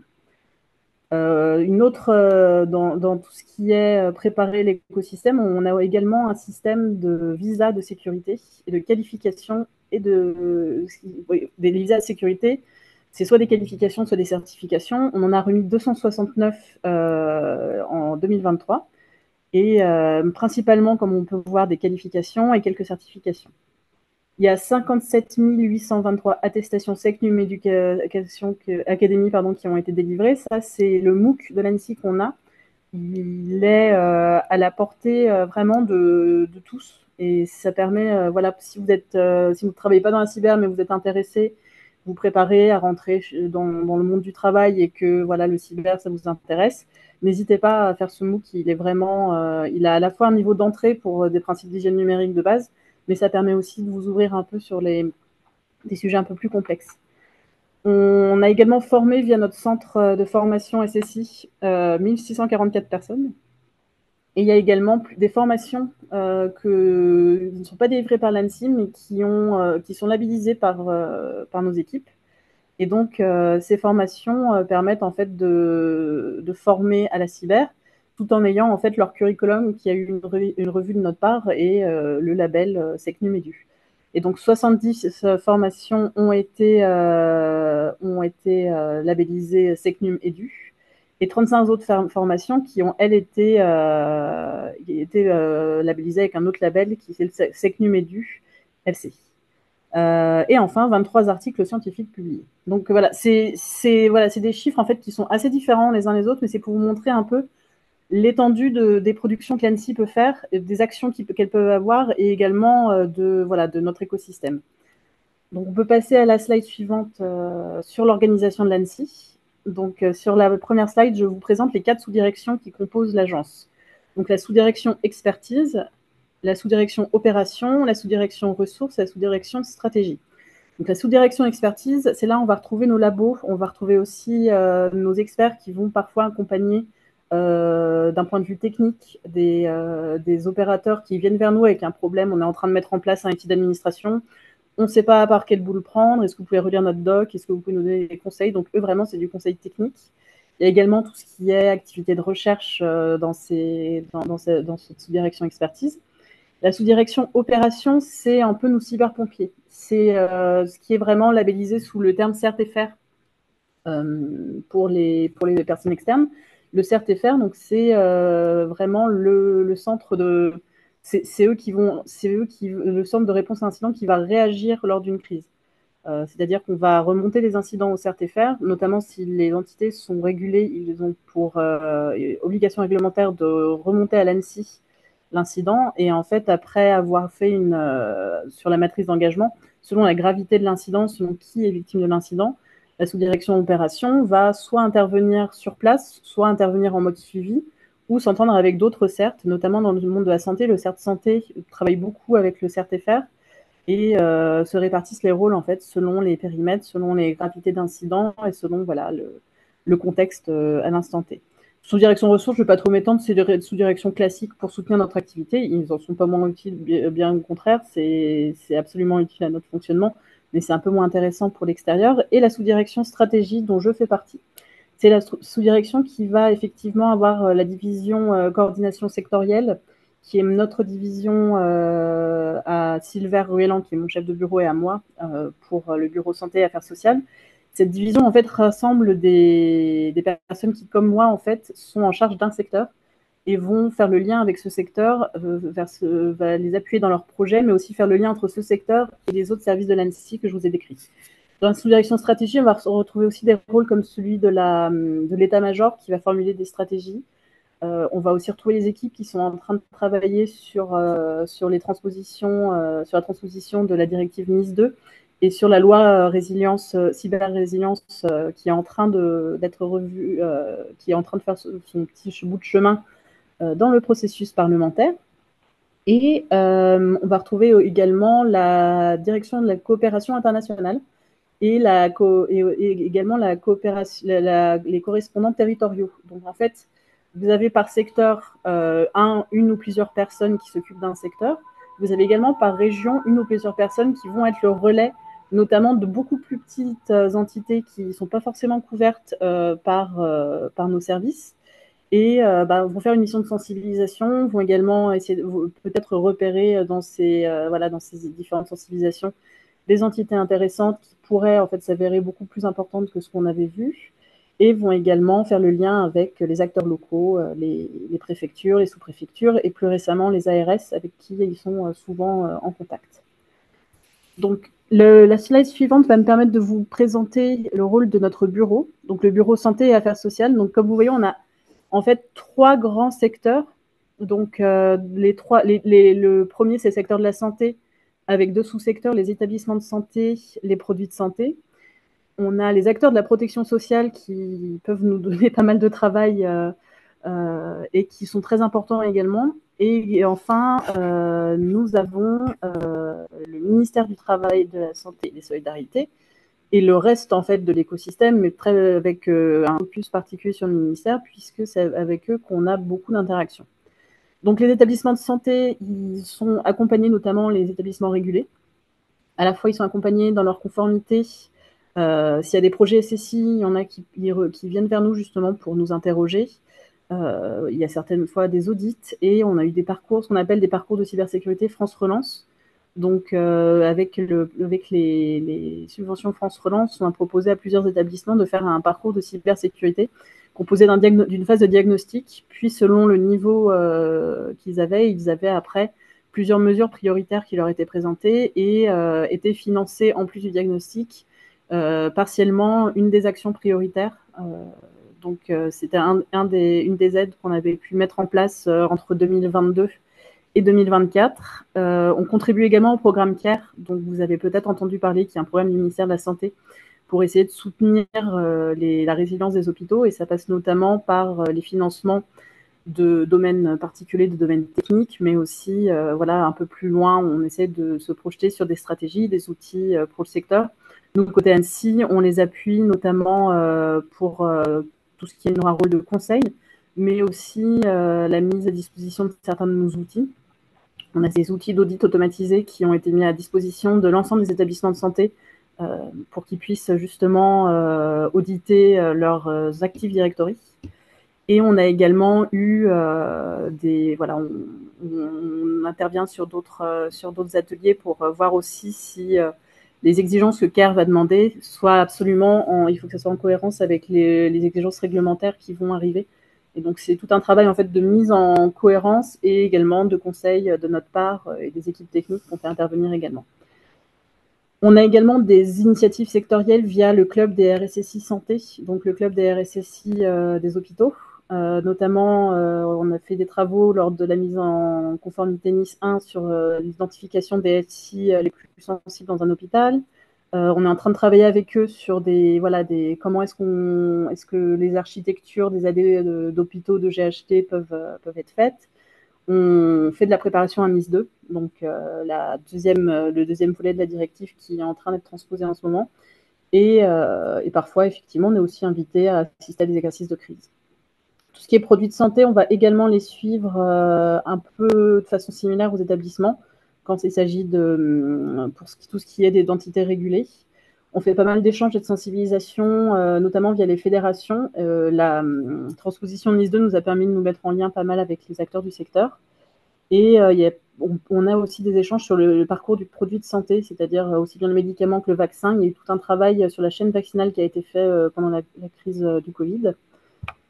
Donc après, en dehors de la sphère santé, on a également les acteurs de la protection sociale, qui sont des acteurs que nous suivons.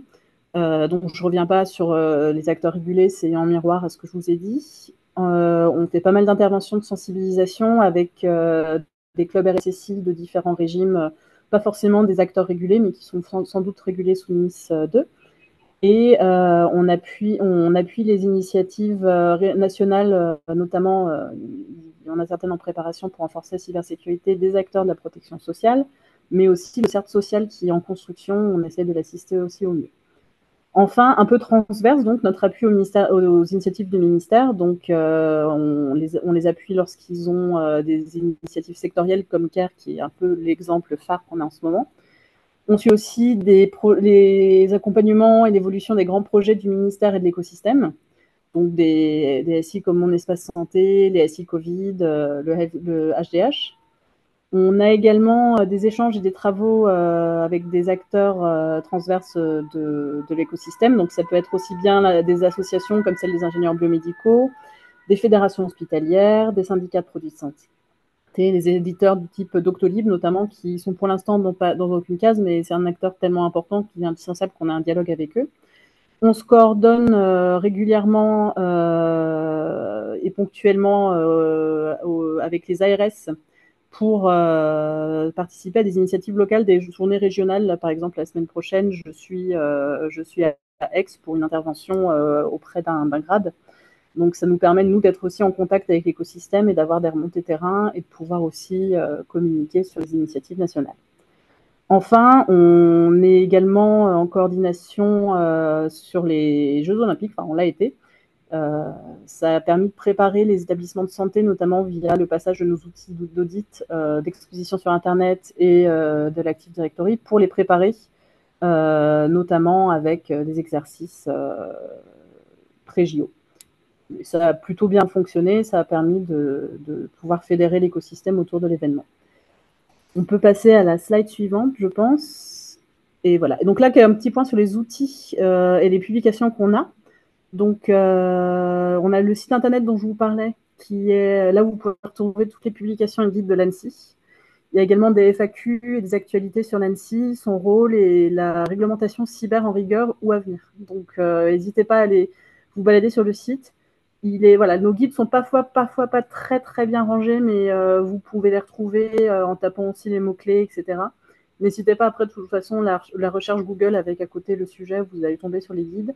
La bibliothèque de guides, comme je vous dis, elle est très très étendue, donc vous pouvez trouver vraiment tous les sujets. Vous avez Secnum Academy, qui est notre MOOC, dont je vous parlais tout à l'heure, donc vous avez le lien sur la présentation. On peut passer à la slide suivante. Et en fait, on a aussi 2 états de la menace. Donc, tous les ans, on publie un panorama de la cybermenace. Donc, c'est à peu près, l'année dernière, je crois que c'était février-mars que ça avait été publié. Donc, je pense que pour l'état de la menace 2024, en 2025, ça sera dans ces eaux-là aussi. Donc, en attendant, vous avez celui de cette année qui a été fait sur les chiffres de l'année dernière, donc le panorama de la cybermenace 2023. Et notre tout dernier sorti, l'état de la menace sur le secteur de la santé. Donc, un état de la menace qui a été, voilà, qui se base à la fois sur des expériences françaises, mais aussi sur des expériences à l'étranger pour voir aussi le secteur de la santé en général, quelles sont les menaces, parce qu'il y a des menaces en France qu'on voit peut-être plus qu'ailleurs ou moins qu'ailleurs. Donc, ça permet d'avoir aussi voilà, une vision un peu plus large. Ça a été assez partagé, donc n'hésitez pas à aller y jeter un coup d'œil, c'est assez intéressant. On peut passer à la slide suivante. Donc, pour conclure, le mot de la fin. Donc, l'ANSSI recrute aussi. C'était le petit mot que je voulais vous mettre parce que voilà, vous avez un public où vous êtes potentiellement intéressé. Je vous ai montré que l'ANSSI avait un périmètre d'activité assez large. Ça veut dire qu'on recherche des profils assez larges. Donc, je vous ai mis en lien les offres d'emploi qui sont sur talent.ssi.gouv.fr, qui rassemblent en fait nos différentes offres d'emploi. Et à savoir que dans ma division de la coordination sectorielle, qui ne recherche pas forcément des profils purement techniques, c'est aussi des profils voilà, qui ont une connaissance d'un secteur en particulier. On recherche voilà, notamment dans les secteurs de l'aviation, des ESN. Il y a aviation, ESN, j'essaie de les avoir de tête, je ne les ai pas tous, finance aussi, et défense. Donc de toute façon, vous retrouverez les offres là, mais du coup, je fais une fleur à mon chef de division et je fais la pub pour notre division. Mais voilà, il y a de tout. Il y a des postes à Rennes aussi, il y a des postes sur Paris. Et voilà, ça va du plus technique au un peu moins technique, plutôt stratégique, parfois souvent les deux.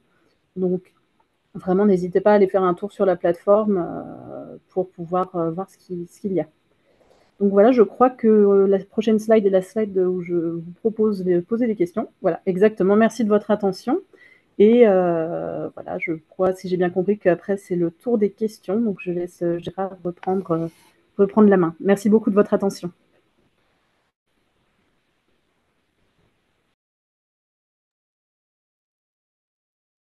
L'audio et la vidéo. Donc, les questions, comme vous savez, s'adressent aux intervenants. Thierry Moch a levé la main comme il faut le faire quand on pose une question. Sinon, bon, ben, les questions sont à Laure ou à Cédric, bien sûr, ou aux deux d'ailleurs, puisqu'ils sont tous les deux sur le marché de la cybersécurité. Donc, Thierry a levé la main, Philippe Loudenot a levé la main aussi. Donc, Thierry, à toi. Oui, bonjour. J'aurais une question donc pour notre interlocuteur qui est RSSI dans les CHU. Comment sont organisés en fait les CHU? Est-ce qu'il y a un RSSI par CHU? Est-ce qu'il y a un réseau de RSSI? Est-ce que les SI sont propres à chaque CHU? Comment c'est organisé?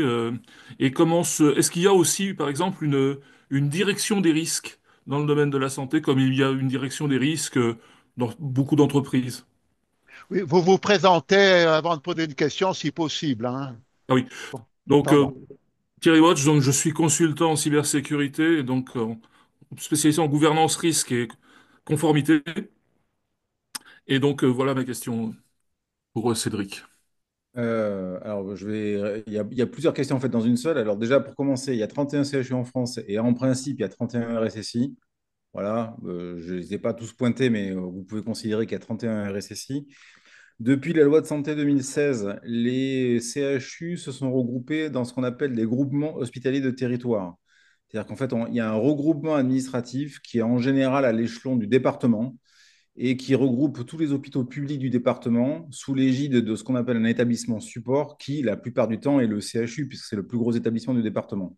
Par exemple, aujourd'hui, moi, je suis le RSSI du CHU de Nantes, mais je suis aussi le RSSI du groupement hospitalier de territoire du département 44, qui est le département où se trouve Nantes.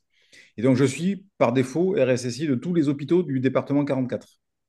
Alors évidemment, j'ai que deux mains, donc à un moment donné, il faut que je délègue. Donc j'ai des relais dans les établissements qui ne sont pas le CHU. Mais voilà, aujourd'hui, on essaie de regrouper en fait par département, parce que sinon, on est tous en train de refaire dans un coin ce que l'autre a fait à côté. Et surtout, il faut bien comprendre que dans le monde hospitalier, il y a un univers entre le petit hôpital local où quelquefois il y a un informaticien à mi-temps quand il y en a un, ben oui. Et le CHU de Nantes où il y a une équipe de 120 informaticiens. Donc, ben oui, on ne joue pas dans la même cour. Donc, oui, on essaie d'avoir un RSSI par CHU, on essaie d'avoir des mutualisations et des regroupements de moyens par département. Il y a plusieurs instances ou clubs de RSSI nationaux. Il y a un club des RSSI nationaux auquel faisait référence Laure Duhem là, il y a quelques minutes. Il y a des groupes de discussion qui sont sur les messageries sécurisées de CHAP avec des salons. Donc, très rapidement, quand il y en a un de nous en France qui rencontre, je sais pas, un bug, une difficulté, une forme d'attaque particulière, un phishing d'une adresse particulière, il avertit les copains très rapidement. L'information circule extrêmement vite, hein.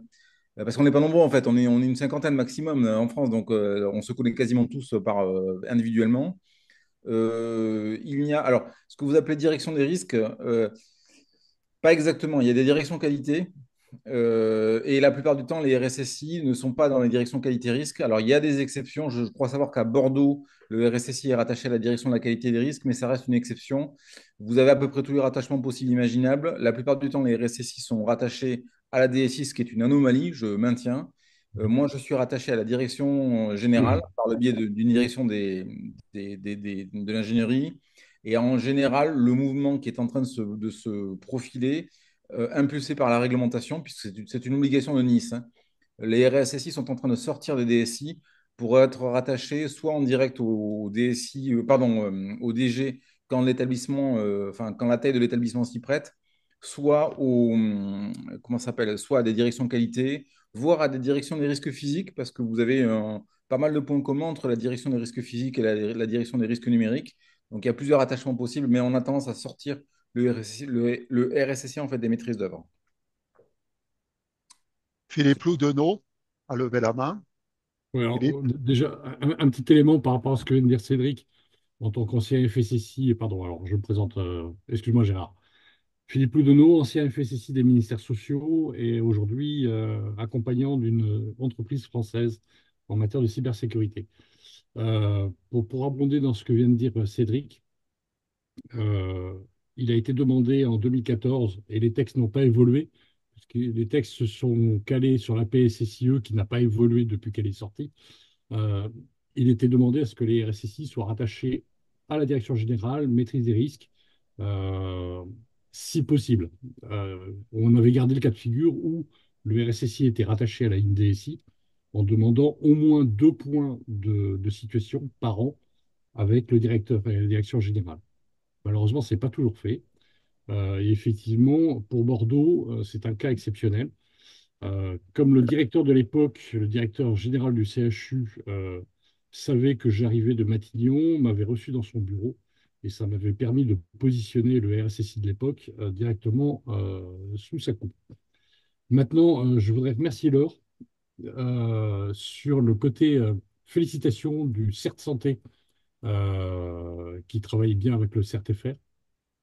Parce que quand nous avions sorti ça en 2017 avec l'équipe Stéphane Pasquier et Fabien Malbranc, nous nous sommes fait dézinguer par certains camarades de l'ANSSI, je ne dis pas l'ANSSI, certains camarades de l'ANSSI, en disant que c'était une aberration. Et je m'aperçois qu'aujourd'hui, on est en train de faire des certes sectoriels et régionaux un peu partout. Donc, ce qui prouve qu'on n'avait pas forcément tort à l'époque. Et je pense que les derniers kilomètres, et connaissant ça, c'est plutôt pas mal. Maintenant, ma question, quand est-ce que l'on va changer un petit peu cette vision de ne parler que des menaces et ne plus parler des impacts, ce qui est quand même la base de l'équation du risque. Je dirais, s'il y a des menaces, mais qu'il n'y a pas d'impact derrière, je dirais, je m'en fous un peu et je ne vais pas traiter ou je vais traiter ultérieurement. Donc, ça, c'est le premier point. Et le deuxième point, c'est derrière, quand on parle de cybersécurité, euh, on est en train de voir multiplication, Cédric l'a noté tout à l'heure, de textes et de réglementations, particulièrement orthogonales en ce moment. Et nous avons fait, avec le cybercercle que tu citais tout à l'heure, Gérard, le premier exercice français intersectoriel multi, utilisateur. Je vous pose tout simplement une question. Savez-vous, en cas d'incident particulier, à combien de déclarations obligatoires, je dis bien obligatoires, doit faire face un établissement de santé si demain il y avait une crise du type là? On est à plus de 10 déclarations obligatoires à réaliser en cas de crise. Il y a, quand Cédric tout à l'heure parlait des couches et des surcouches qu'on est en train de rajouter au niveau administration et au niveau de beaucoup de choses, je pense qu'il y a un grand ménage et puis surtout une grande économie d'échelle financièrement parlant à réaliser. Voilà. Non, Et mes mais questions et mon petit coup de gueule du soir. faut pas t'inquiéter, Philippe, puisque j'ai cru comprendre qu'Emmanuel Macron avait annoncé qu'on allait avoir 60 milliards de plus à injecter un petit peu partout dans l'administration. Donc, il n'y a pas de problème, on va avoir bientôt de l'argent qui va tomber du ciel. C'est pas un souci. Moi, je suis pas inquiet, hein. Mais ça, c'est comme d'habitude, Cédric. Bien De sûr, l'argent, ça coule à flot. bien sûr, tout à fait. Ouais. Jacques Labidurie, RSSI du CHU de Limoges, a levé la main. Laure, vous voulez parler, mais vous n'avez pas le C'était pour micro. répondre, en fait. Oui. C'est bon pour vous? C'était pour Oui, répondre à Philippe. Bah, effectivement, le CERT Santé, juste pour vous confirmer que ça se passe très bien avec eux, que voilà, on est vraiment en bonne osmose là-dessus. Et justement, voilà, on est en train de voir dans le cadre des transpositions, on essaie justement de faire en sorte que voilà, la transposition européenne puisse prendre dans son giron les autres réglementations qu'on a pour essayer de mettre en cohérence ça le plus possible. Et notamment la question des déclarations multiples, ça, effectivement, avec Silver, on a eu beaucoup de remontées là-dessus. On est les plus véhéments avocats en interne pour essayer voilà, de voir comment est-ce on peut simplifier ça. Ça, voilà, rien n'est garanti, il n'y aura pas de baguette magique, mais c'est voilà, vraiment pour vous assurer que ce problème de lourdeur, notamment lors d'un incident où on est dans l'urgence, on l'a bien en tête et on le fait bien remonter pour que ça puisse être pris en compte, en tout cas du côté de notre bureau. Et on essaie de voir comment est-ce qu'on peut essayer de profiter de l'occasion de la transposition pour pouvoir prendre en compte cette situation. Pour ce qui est effectivement les impacts, oui, effectivement, c'est très très important, notamment, c'est pour ça qu'on essaye de les mettre en visibilité quand on fait de la sensibilisation, nous, de notre côté, et tout en menant des travaux d'analyse de risque où justement les impacts sont pris en compte là-dessus. Notamment, on commence à lancer des analyses de risque sur des secteurs, donc pour pouvoir en ressortir à la fois le risque, mais aussi l'impact qui se met en face du risque. Donc, voilà, c'est quelque chose aussi voilà, qu'on a bien en tête, mais on est toujours preneur de s'y remonter. Donc, merci pour les questions. voilà, tiens, la carte de visite de Laure, pour ceux qui veulent poser des questions. Je l'ai eu à l'événement de l'Apsis où on s'était vu. Oui, donc Jacques Labudurie, RSSI du CHU de Limoges, à toi. Ouais, merci Gérard. Oui, donc Jacques Lavillon, la SSI du CHU de Limoges, du GHT du Limousin. Cédric, oui, je te reste, enfin, tu sais, je suis RSSI de 14 établissements sur les 18 que représente le GHT, avec effectivement des correspondants, mais qui ont souvent autre chose à faire. Bon, là, j'ai quand même trop de grands merci à faire. Merci Cédric, parce que tu as vraiment bien présenté la position et le stress des RSSI, mais également merci parce que grâce à toi, déjà tu m'as appris la PLS, tu m'as appris à mettre en PLS pour laisser passer les trucs, ça c'est bien. Et grâce à toi, on arrive à en rire alors que notre boulot, notre réaction généralement, c'est de pleurer. Merci à Philippe parce qu'en tant que FSSI des ministères de la Santé, le boulot qu'a réalisé Philippe était quand même assez phénoménal dans un milieu qui était assez éloigné des problèmes de cybersécurité. Et ça, c'est un de nos gros problèmes, il faut le dire, c'est que la prise en compte de la cybersécurité, enfin de la sécurité de l'information de manière générale dans les établissements hospitaliers, elle est quand même très récente. Personne ne s'imaginait que les méchants pouvaient attaquer le monde de la santé. Malheureusement, ça a été le cas. Bon, maintenant, la prise en compte est faite à peu près au niveau du ministère. Merci Philippe. Et puis, merci à l'ANSSI parce que Laure et Sylvain nous apportent vraiment tous les jours une aide assez phénoménale. Bon, dans le domaine de la santé, Thierry, tu demandais s'il y avait des SI identiques dans tous les établissements. Non, chaque établissement a son SI, bien sûr, même si on essaie d'aller vers une harmonisation au niveau des GHT et une mutualisation des ressources et applications. Mais c'est pas un SI, la santé, chez nous, c'est 400 SI, différents 400 applications, donc 400 SI. Cédric, je pense que c'est pire parce que il est sur un CHU encore plus grand. Et chez nous, un SI, c'est souvent le projet, c'est simple, hein, c'est le professeur Untel qui dit, ah bah tiens, j'ai vu telle application, c'est exactement ce qu'il me faut, donc je la veux. Et la DSI est obligée parfois, enfin souvent même, de dire, ben oui, il y a un professeur qui veut l'application, donc on va la mettre en place. Donc l'étude des besoins, on n'en parle pas. Le cadrage, on n'en parle pas. L'intégration de la sécurité dans le projet, on n'en parle pas, parce que il y a le professeur qui a dit ça. Et derrière, on a un écosystème. Là, Cédric, tu l'as pas évoqué, mais tu parlais du RSSI en général. Mais dans le domaine de la santé, on a un écosystème qui est quand même très particulier avec des partenaires. J'ai du mal à dire ce mot souvent parce que on a des partenaires qui sont extrêmement éloignés des problèmes de la santé et qui sont extrêmement éloignés de la manière dont on travaille actuellement quand on développe un système d'information. Ils développent souvent comme il y a 20 ans, 30 ans, ce qui n'inclut pas, bien sûr, les problèmes de sécurité.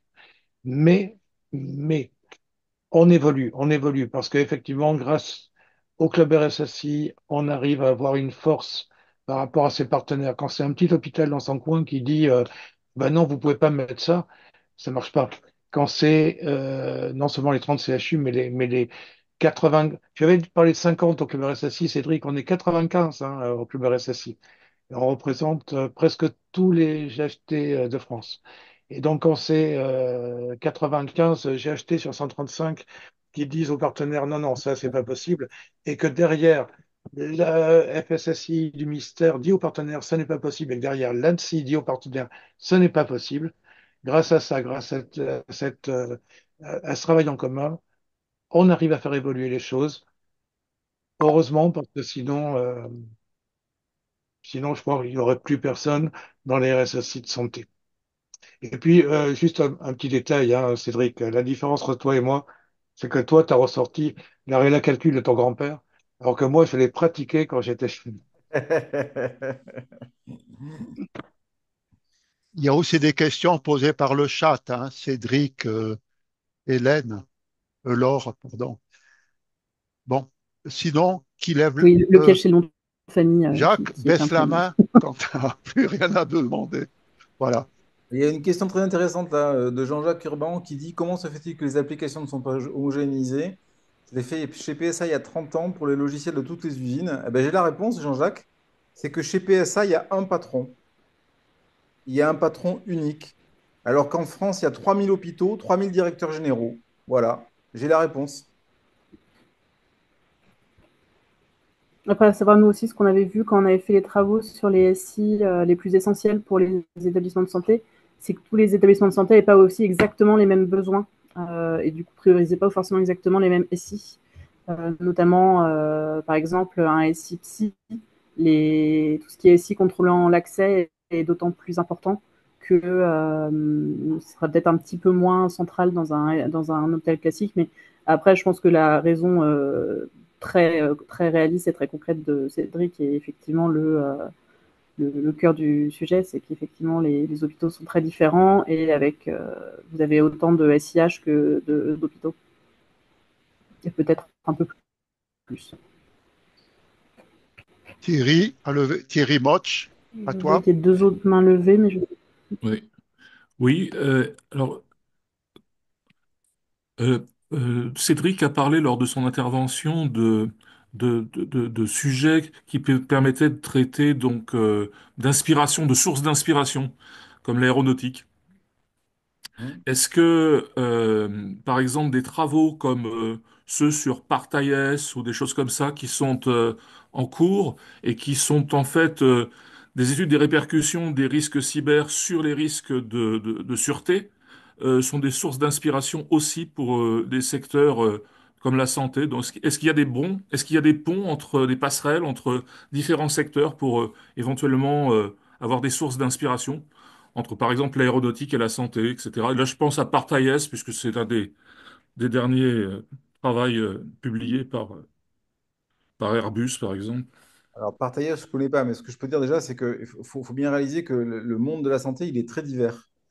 Entre un hôpital psychiatrique et un hôpital où il y a un bloc opératoire, pour ceux qui ne sont pas du secteur, ça paraît la même chose, mais en fait, ça n'a rien à voir. C'est deux métiers complètement différents. Entre le médico-social et une maternité, c'est des besoins en termes de sécurité du système d'information qui n'ont strictement rien à voir. Une des raisons, Laure l'a expliqué il y a 2 minutes, une des raisons de l'hétérogénéité des SI dans les hôpitaux, c'est que les hôpitaux eux-mêmes sont extrêmement hétérogènes. Il n'y a rien à voir, mais vraiment rien à voir, entre, je vais vous donner 2 exemples concrets dans mon GHT, entre l'hôpital de Pornic, qui est un hôpital local qui n'a pas de bloc opératoire, et le CHU de Nantes. Et ça n'a rien à voir avec le nombre d'agents. C'est tout simplement que les métiers ne sont pas les mêmes. Et ce n'est pas un jugement de valeur, hein. Pornic, je m'entends très très bien avec eux, ils sont très honorables, c'est pas le sujet. Donc déjà, il y a une diversité extrême d'établissements de santé. Deuxièmement, l'impact en cyber, on le connaît en fait, hein. C'est tout simplement, on ne peut plus prendre en charge les gens. Si j'arrête l'informatique dans mon hôpital, c'est pas compliqué, on ne peut plus prendre en charge que les urgences vitales, point barre. Et donc, c'est pas mon hôpital qui aura un problème. C'est pas à dire ce que je vais dire, mais mon hôpital n'aura pas de problème. On va juste dire à tous les gens, bah, écoutez, si ce pourquoi vous venez n'est pas une urgence vitale, repartez chez vous. Et donc, le problème, il ne va pas être au niveau de l'hôpital. Le problème, il va être au niveau de la structure de santé, enfin, le trajet de santé patient dans mon département. Et donc, le problème de mon hôpital va devenir le problème des pouvoirs publics, parce que ces patients-là, il faut bien les orienter ailleurs. Et donc, un des problèmes de l'hôpital, je vais faire le parallèle entre la question qui m'a été posée sur PSA. Si demain l'usine PSA s'arrête, si demain PSA ne fonctionne plus en France, moi, client, je m'en fous, j'irai chez Renault. Ça ne marche pas comme ça dans la santé. Dans la santé, le patient que vous ne pouvez plus prendre en charge parce que votre système d'information il est HS, il faut bien qu'il soit pris en charge par quelqu'un d'autre. Et donc, vous avez non seulement une dimension locale hospitalière, mais vous avez une dimension régionale. Et ça peut arriver très vite. Je vais vous prendre un exemple tout bête. Si notre système de prise de commande et de délivrance des plateaux repas dans les chambres des patients s'arrête, il y a des scénarios oui, comme ça, hein, où notre système de bouffe patient s'arrête. Je rappelle que les patients mangent 2 fois par jour comme tout le monde, hein, sans compter le petit déjeuner, hein. Et j'ai 3000 chambres de patients dans mon hôpital. Donc, s'il y a 3000 patients qui ne peuvent plus manger 2 fois par jour, on est dans une situation qui est absolument critique. Et si vous demandez en Pays de Loire qui peut me livrer au débeauté 3000 plateaux repas 2 fois par jour, la réponse est personne. Donc vous voyez, il n'y a pas besoin d'aller bien loin pour mettre un hôpital HS. Et une simple panne du système de délivrance des plateaux repas met mon établissement de santé dans une merde noire, passez-moi l'expression. Et là, j'ai même pas besoin d'avoir une panne totale de l'informatique. il me suffit d'une panne d'une des fonctions support logistique. Donc ça va très très vite se retrouver dans une situation très compliquée. Et le problème, c'est surtout de sensibiliser les gens à ça peut arriver, on fait quoi? Quelquefois, la réponse à ça, elle est locale à l'établissement. Quelquefois, elle ne peut pas l'être. Et donc, l'écosystème, il est très complexe. L'écosystème santé est très complexe. Un hôpital, il ne fonctionne pas en autarcie, hein. Il est dans une organisation étatique, il est dans une ville, il fonctionne avec des acteurs publics, privés, de sa ville, de son département. Le système de santé est complexe, mais ce n'est pas particulier à la France, hein. Vous allez aux États-Unis, c'est pareil. Vous allez en Angleterre, c'est pareil, hein. Donc, c'est ça qui rend complexe, en fait, la chose. Et que l'on ait tous la même application ou qu'on ait chacune une application différente, ça ne changera pas beaucoup l'équation. Philippe Loudenot a levé la main.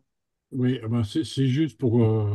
Je ne peux que confirmer ce que vient de dire Cédric, mais sachant qu'il a aussi mauvais caractère que moi, ça ne m'étonne pas qu'on soit d'accord. Euh, Aujourd'hui, personne ne s'est posé la question et personne ne pose la question aux patients. On demande toujours aux hôpitaux ce dont ils ont besoin, etc. Les patients, tout le monde s'en fout. Les associations de patients, on ne les voit quasiment plus dans les comptes rendus et les grandes réunions interministérielles, ce qui est une catastrophe. Mais effectivement, et l'exemple des repas que vient de donner Cédric, c'est le plus marquant. Pour un patient, ce sont les seuls éléments, je dirais, importants de sa journée. Et si on est incapable, et un hôpital incapable de desservir ça, ça devient une catastrophe assez rapidement.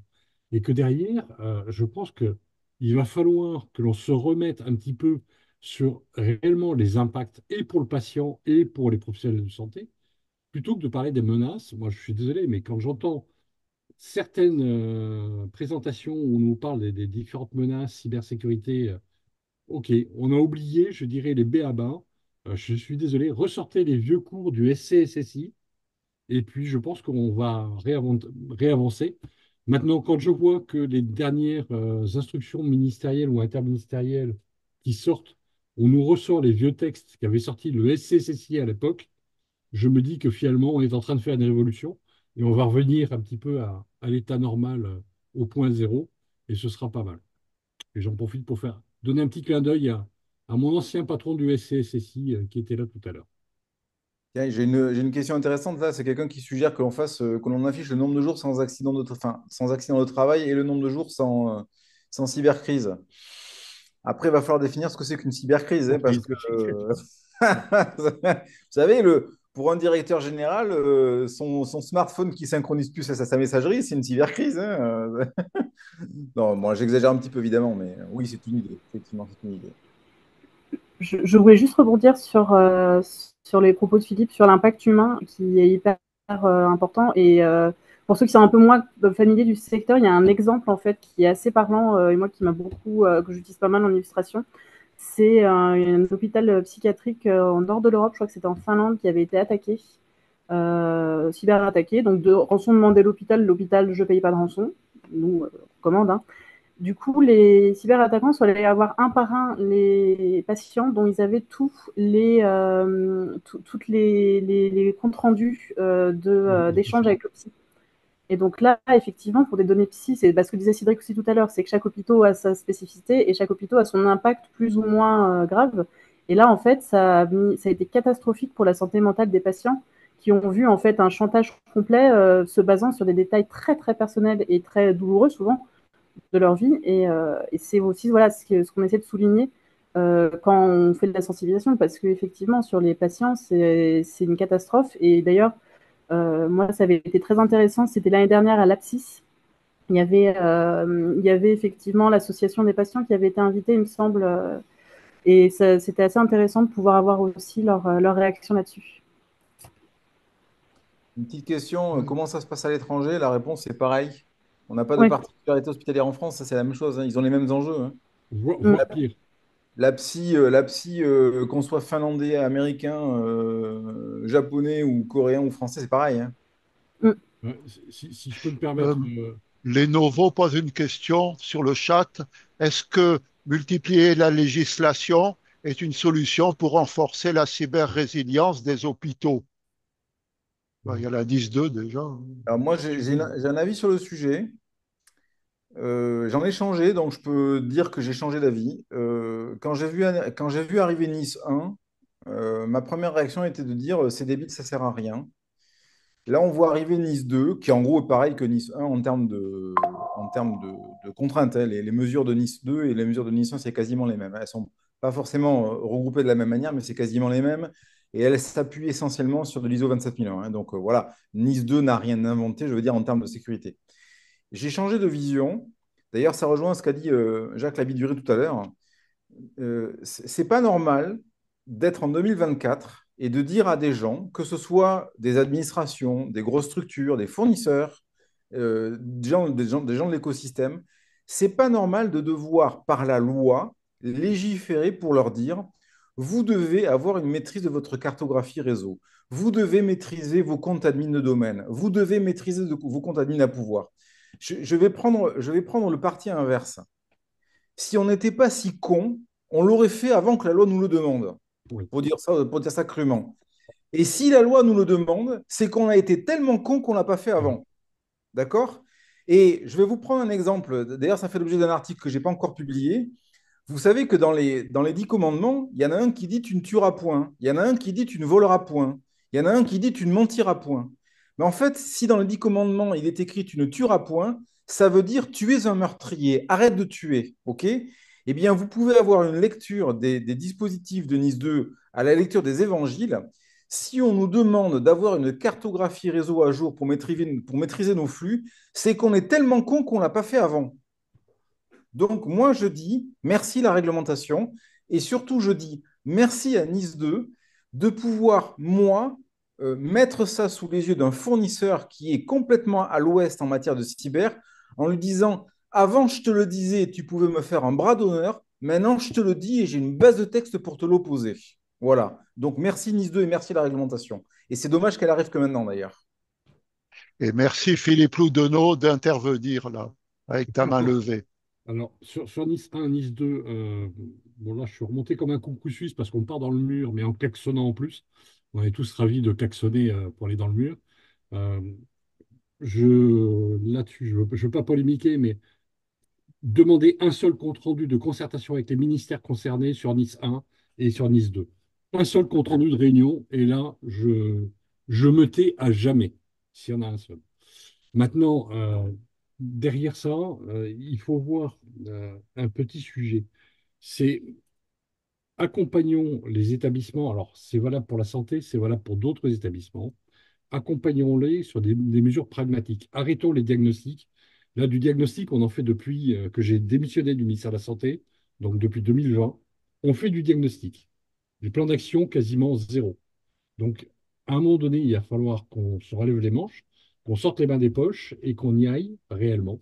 Euh, Maintenant, derrière ce que tout à l'heure Cédric signalait, Jacques l'a signalé aussi, c'est il faut que les directions fassent les bons choix.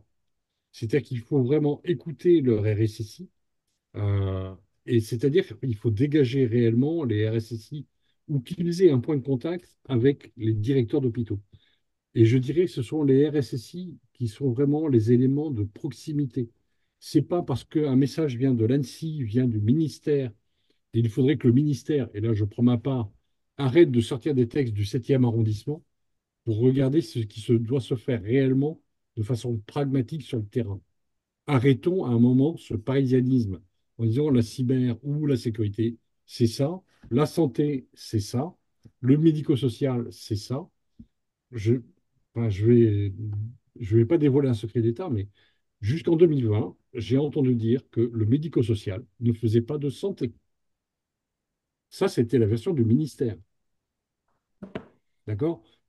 Tant mieux pour les gens qui ont sorti ça, ça veut dire qu'ils n'ont pas eu de personnes proches dans le monde médico-social, ni en personnes handicapées, ni en personnes en fin de vie.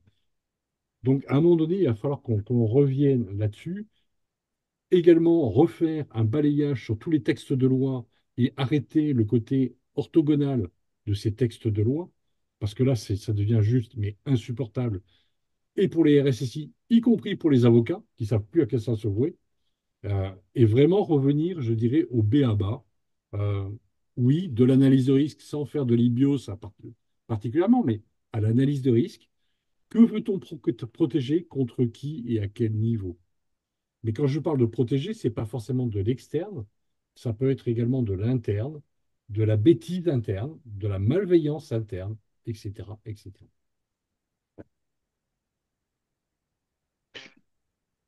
Oui. Tiens, Sébastien Lecomte qui dit, j'imagine que c'est ironique, la LOL exige et on a du mal à la respecter, on est totalement d'accord, on est con. Je suis pas d'accord. Quand Nice 2 dit à un moment donné, vous devez maîtriser vos comptes admin à pouvoir. Maîtriser ses comptes admin à pouvoir, c'est pas compliqué. C'est avoir un référentiel, avoir un processus d'attribution. Il n'y a rien de compliqué, ça ne demande aucun outillage, c'est juste un peu de méthode. La Mais toi, première fois Cédric, que j'ai lancé un ping castle sur les comptes admin à pouvoir dans ma DSI, j'en ai trouvé 65 pour une DSI de 120 personnes. Le truc était totalement non maîtrisé. C'était même pas, on le regardait même pas. Je précise que pour regarder ça, il m'a fallu 5 minutes. mais pour toi, Cédric, alors je vous renvoie sur un très beau film, parce que alors là, je vais faire mon témoignage d'autosatisfaction en tant qu'ancien militaire. Il y a un très beau film fait par cybermalveillance. C'est sur une mairie qui se fait attaquer et on appelle Philippe le jardinier. Alors Philippe le jardinier, c'est pas anodin. C'est que nous avons eu une affaire à traiter avec l'ANSSI. Et quand j'ai prévenu les gens de l'ANSSI en disant ne soyez pas surpris, le DSI que vous allez trouver, c'est le jardinier. Ils ne m'ont pas cru. Et arrivé sur le terrain, c'était un établissement hospitalier, Cédric. Le DSI, c'était le jardinier. Non mais attends, là Philippe, je te parle, nous on est un CHU. Oui, On oui, a, mais on a une il n'y équipe a de pas que 120 les personnes. CHU. Il n'y a pas que les CHU, Il n'y a Cédric. pas que les CHU, mais quand tu vois déjà que dans les CHU, la base, qui ne réclame aucun outillage, qui ne réclame aucun investissement financier, qui réclame juste un peu de méthode, la base n'est pas faite, alors c'est sûr que quand tu vas aller dans l'établissement où ils n'ont même pas d'informaticien, ça sera pire. Mais c'est pas pour rien justement qu'on regroupe les hôpitaux et qu'on demande à Oui. l'établissement support de jouer Mais, le lead là-dessus. C'est pas pour rien. oui. Non, non, Bravo. OK, on peut très bien, on peut toujours dire qu'on n'a pas les moyens, mais à un moment Non. donné, faut voir ce que l'on a et ce qu'on en fait déjà, hein.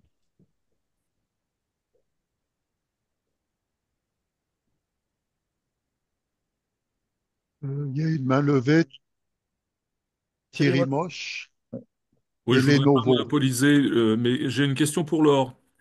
Dans l'optique donc de Nice 2, qui est une directive européenne, je voudrais savoir si, oui ou non, il y a une analogie à faire avec le RGPD en termes d'organisation. Plus précisément, avant le RGPD, la CNIL faisait partie d'une sorte d'entité qui s'appelait le G29, qui regroupait en Europe toutes les CNIL équivalentes. Est-ce que il y aura, sous l'impulsion de Nice 2, un effort équivalent? C'est-à-dire que les entités comparables à l'ANSSI en Europe se regrouperont dans une entité Si je puis me et permettre, communiqueront entre elles et la feront Nice des choses. 2 était le thème du dernier lundi de la cyber, celui d'octobre, et vous avez tous les documents sur le site de l'ARCSI, Association des réservistes du chiffre et de la sécurité de l'information. Bon, Si je pardon. peux répondre rapidement, voilà, nous, les agences, les autorités nationales vont tester au niveau national, hein, mais il y a on a un groupe de coopération qui est déjà en place avec les États membres pour discuter de l'implémentation, des implémentations nationales. Donc c'est plus du retour d'expérience là à ce niveau-là. Là où on peut être comparé à la CNIL, ça sera sur les nouveaux pouvoirs de l'ANSSI, notamment pouvoir, on compare un peu en disant qu'on aura toujours la carotte, mais on va avoir un peu plus de bâton, où nos possibilités justement de sanctions seront effectivement beaucoup plus possibles lorsque la transposition aura terminé. Du coup, ce qui nous donnerait un peu une équivalence de comment la CNIL fonctionne là-dessus. Après, au niveau européen, ça reste effectivement les pays déclinent la directive et on a déjà beaucoup de moyens de communication entre différentes autorités nationales, notamment avec nos directeurs qui se rencontrent régulièrement sur d'autres sujets que le Nice pour le coup. Et voilà, donc du coup, il y a mon espace Nice 2 aussi, qui est un site de l'ANSSI sur la directive, si vous avez besoin d'informations plus précises là-dessus, et le corpus que Gérard a mentionné. Lenovo voulait dire quelque chose? Vous voulez demander?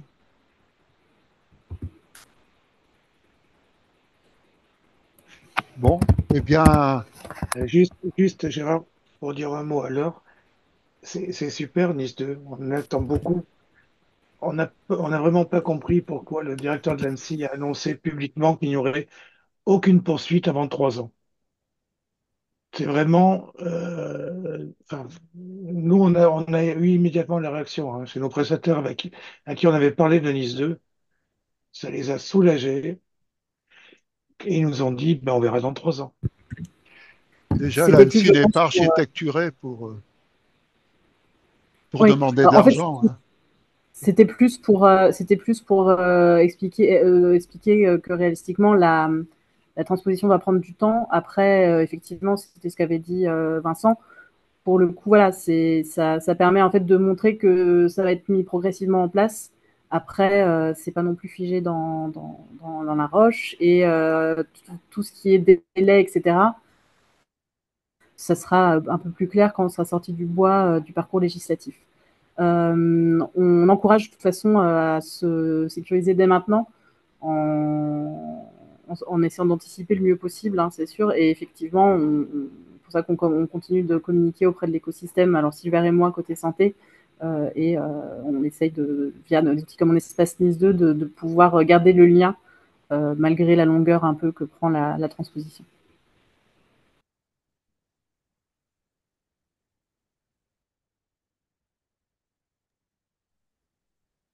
Eh bien, ma foi, s'il n'y a pas d'autres questions, on va conclure et on remercie énormément les participants qui ont fait un lundi passionnant. Ah, c'est des vers, ça. Merci beaucoup. Merci. Merci Laure, merci Cédric À tous. et merci à tous les participants. À bientôt. Enfin, dès demain matin, euh, Merci à je vais envoyer ma lettre d'information numéro 76. Si vous voulez la recevoir, il faut me le demander. Si vous n'êtes pas dans ma liste de distribution, ce n'est pas parce que vous êtes inscrit aujourd'hui à ce lundi de la cyber que vous êtes dans ma liste, hein. C'est en plus.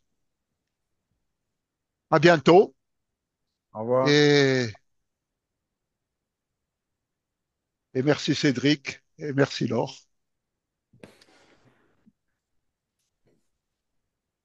Merci, au revoir.